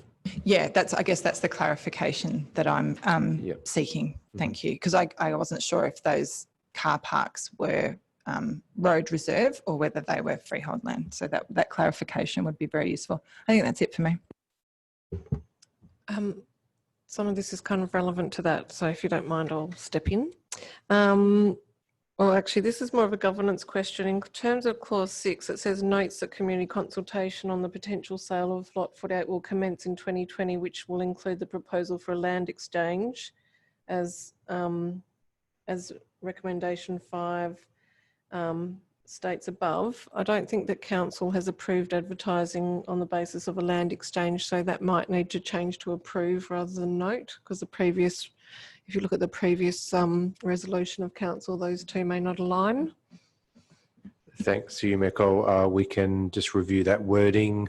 I think we were being quite technical that a land sale or a disposition of land, whether it's for what the consideration could be cash or a potential swap, similar to what we did around Arranmore College. So technically a land exchange for equal value amount of land would be a land sale. The consideration being different, equal value land or however that's calculated versus cash sale. Thank you. And there's a few other details that I was seeking as part of this decision making. First of all, I was seeking a valuation of the corner lot that would potentially be swapped both as is and zoned parks and recreation, so 2 valuations. I was also wanting the report. I know that the valuation is a confidential attachment, but I think that the council does need to consider the financial cost to the city of the land value plus any site works. I think particularly when you look at the fact that our POS implementation program has 1.13 million provided over the next 3 financial years. That's a significant consideration, and that detail would be very welcomed for decision making, and also for potential, I think when communicating this to the community, all of that does need to be outlined so the community, when providing consultation, can provide informed feedback. I think we should also look at car parking occupancy trends in the car park and have that detailed, because loss of car parking will always be contentious, and that will need to be outlined. Sorry, Mayor Cole, could I just jump in on that? Could we also get occupancy statistics for the other 2 car parks that are in close proximity? That. Oh, thank you. Thank you. So also we need to really look at the other public car parking in the vicinity and what, where they're at. And I think it also just needs to be in terms of the understanding, this is probably more around the consultation, but the fact that the city is paying to use this car park because 2/3 are in private ownership. And finally, the POS rationale really needs to be front and centre, and in addition to the information provided in the confidential attachment, which was a graphical representation, I think we need some written analysis if we are to make this decision for public open space above other potential priorities. And just flagging that if that information can't be provided by next week, I'm not sure that I personally would be ready to make this decision. Through Mayor Cole, I think we can provide most of that detail in the briefing notes and updates to the report. Councillors, Councillor Fotakis. Yeah, thank you, Mayor. Just back on the issue of the income, what I'd like to actually see is to be able to get some understanding of mentioned the other day, the trends on the parking. So we've got a full pre-COVID appreciation, because we know that the parking and the income has been declining for some time. Now, there was another thing and I've forgotten. Oh, on the public open space, I do want to get an appreciation of how much we know about the number of people that reside within that 400 metre sort of radius of that site. So, and particularly for people living in apartments or small dwellings, and also to how many are in the pipeline. Like we've got the Beltinas development, which is I think around only about 250 metres down the road. So I'd like to actually get an idea as well about sort of future potential use of that site on the POS. Through Mayor Cole, we could do a calculation of the number of dwellings by a average of number of inhabitants to provide some sort of indication about the residential catchment within that 400 metre radius. Councillors, any further questions? Okay, the next item is 8.7, approval of policy document, register and review plan and repeal of policies. Questions? Councillor Gonchevsky. Sorry. Just a question in relation to the Student Citizenship Award policy. You have to believe I'm not really wedded to this, but I'm just asking anyway. If we repealed this policy but didn't put something in something other policy, is there anything to stop that particular initiative being ceased with no engagement with council? Like, should this be in the community funding policy, for example? Through you, Mayor Cole, I think there's zero risk in that the current annual awards being continued. It's done at a very low cost to a very high degree of satisfaction from the schools and the recipients. We don't think there's any issue with that continuing without this policy, which is slightly out of date in terms of how we run the current awards. So the distribution of those funds would just be a business as usual operations decision? Through Mayor Cole, there's not a huge amount of funding associated with that. I'm aware of that, but I feel that most of you would know, even at 9:10, that it's the principle I'm trying to explore of repealing a policy, and the rationale is we're going to keep doing this whether the policy says we have to or not. If a council at some point made a decision that we were going to do this, and we have an intention of still doing it, why is the policy then considered to be unnecessary? Is it more that decision around running a program each year to distribute a citizenship award at each school would appear in a different sort of document? Or something. Yeah, I don't know. Okay, but your advice is that it's fine. Is that right?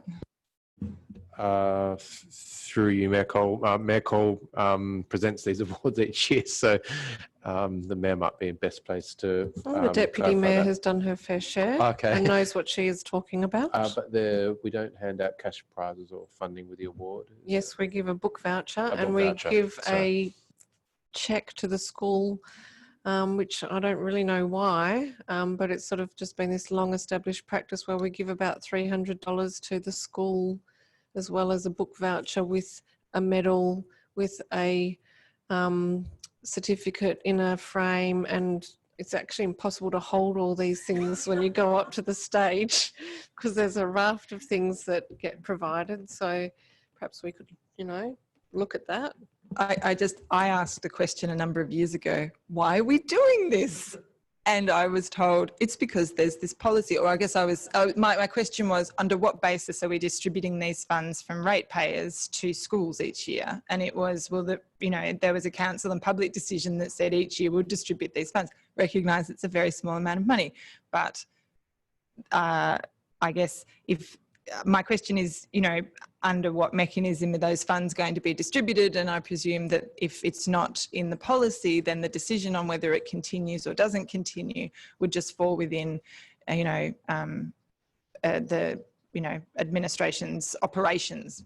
Is that correct? Yeah. Well, through you, Mayor Cole, it is like it's a civic event, and it's I think it would be useful, given some of the feedback I've just provided from the Mayor and Deputy Mayor, that there's some flexibility about how we go about doing that, and there'd be some discretion about whether we change the amount or the awards, or whether it's a book and some of those smaller items, so that we can maybe adjust and evolve to change some of those things. I don't think we need to be wedded to what the policy currently says, and the way we decide to do that in the future. The feedback seems to be very positive, but we'd be very open to some changes to how we do that in practice. Could I get some specific advice from the Executive Director of Community and Business as to whether the distribution of funds for students and citizenship would fit under the community funding policy, or whether it is not considered to be appropriate? Through you, Mayor Cole, my consideration would be that would be the appropriate policy. And I think there is a discretionary component of up to $500, which would cover the $293 that the policy currently provides for. Plus, it's indexed, is it? Plus and an $88 book voucher. It would probably be facilitated through that $500 provision in the community funding policy. And the other thing is, just my other question was in relation to the Active Citizen Award policy. It talks about that the city no longer runs these awards, And it's noted that the Mayor holds an annual Christmas event for community event members and volunteers. And I just wanted to confirm, given that we no longer run these awards, and whether there's the intention of continuing the Mayor's Christmas function as a civic event. Through Mayor Cole, yes, we're planning to run that as a civic event this year, and the Mayor does have, for the last few years, has run a more informal community champions listing and announcement as part of that, and I think it would be useful if we could just have a little bit more flexibility about, instead of having the active citizens award policy each year, maybe mixing it up a little bit. Councillors, I'm sorry, I do have questions. I know that it's 17 minutes past 9. I just wanted to quickly ask, are banner poles, is this because we've got eco signs? I'm a bit confused about what banner poles are. Are they the like ones in Mount Hawthorn, the banner poles, or are they the stick your Kyella market on a post in the park, or it's the Mount Hawthorn Primary School Fair? I'm happy to take it on notice. I just would like some clarity about what are banner poles, because for me they are the city's banner poles up a high street, as opposed to, are we saying we're no longer accepting any community groups putting a couple of stakes in the ground with a, you know, effectively, is this because eco signs have arrived in the city of Vincent? Through you, Mayor Cole, yes, I believe that is the reason, and we're no longer hiring out these banner poles. If a community group came to us, like we sometimes get for the school holiday clinics, they can put in a request for a community sign. So we're not preventing that, and that would be considered under our new development on city-owned and managed land policy, which covers, so that's still in draft, but that covers community signage. So we wouldn't be preventing that. This is just recognising that we currently don't hire out banner poles anymore, but we can clarify. That's fine. If it's covered off in the signage policy and community groups can still do that, that's fine. Centenary birthdays. I know this, look, I can understand moving away from weddings, but centenary birthdays, we don't, you know, we do need to acknowledge our seniors. And I, in my time as mayor, have acknowledged 2 centenaries. I think that, can we have some guarantee that if we do away with this policy, we can still do the centenary birthdays? Or are you seeking to remove any celebration of that whatsoever?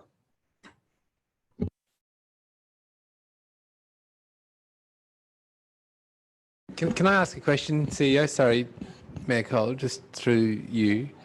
In the event, I understand what the policy says. In the event that current or future mayor or elected member or otherwise wish to acknowledge what would be considered a milestone event, is it not open to them to speak on to offer that congratulations in their role?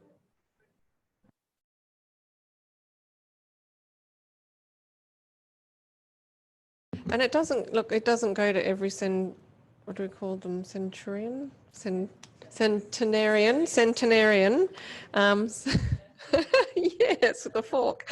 Yes, it just really is for those people who approach, and it's often a family member who has approached and says, we're celebrating a 100th birthday.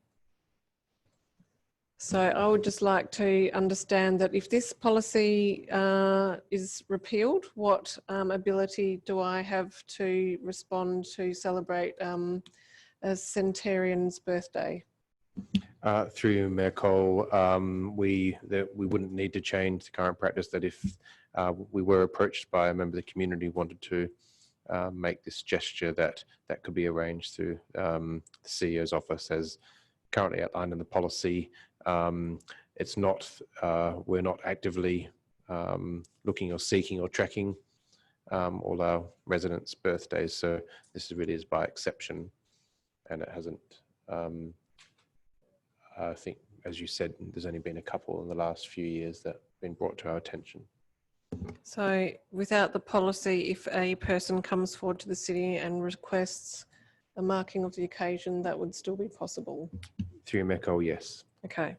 The other question is council member requests. This does have the 10 working day requirement. Is it in it? Is that captured elsewhere? I can't remember whether that's in the governance framework. It's the council member requests policy. Through Mayor Cole, that is now covered in the governance But framework. does it capture the 10 working day requirement? We'll double check that in the briefing notes. Okay, thank you. And just in terms of policy review, I think we have seen the need for the review of the signage policy, and it's not called the childcare policy, but it's a policy that deals with childcare. Through Mayor Cole, that's the planning policy related to Planning childcare. policy, I can look it up tomorrow. I haven't got the correct wording, but it's got very minimal information about what, how we treat childcare, and we are seeing a flux of childcare centre applications. Okay, are there any other questions on this item? Councillor Wallace. Thanks, Mako. Just a quick one on the review of Policy 761, Heritage Management Development Guidelines. I'm just aware that it refers to a number of clauses in the Local Planning Scheme 1, which weren't carried through to Planning Scheme 2. So I think it's therefore kind of needing maybe a more urgent review than what was proposed in 2022-23. I was just wondering if there was a reason for delaying it for a couple of years, or whether it could otherwise be brought forward. Through Mayor Cole, we'll take that on notice. It'd be useful if you just provide some feedback on what those issues you identified were maybe offline.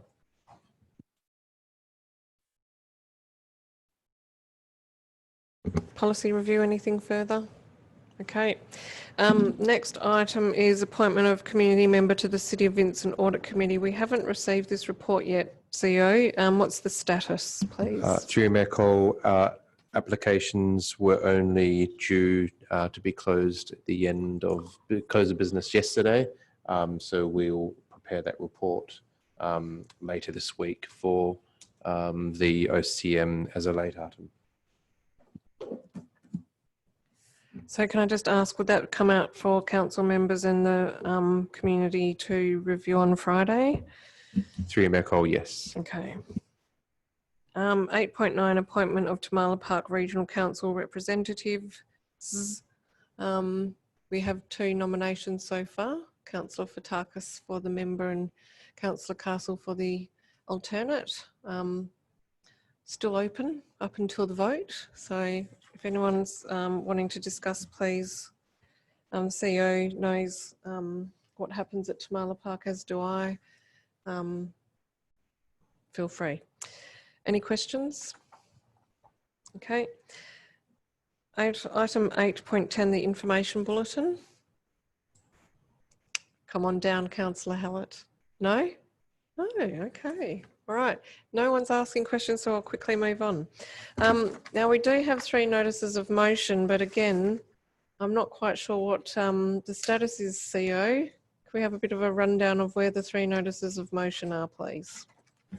Through Mayor Cole, we would publish the final notices of motion as put by elected members on Friday as well. We're still in discussions with the 3 elected members on the final words of that. We could circulate, I think, 9.3 and 9.2, and I'm still in discussion with Councillor Gondaszewski about 9.1. Okay. Okay, thank you, CEO. Well, that concludes this evening's council briefing at, declare the meeting open, closed rather, at 9:24 p.m. Thank you, everyone.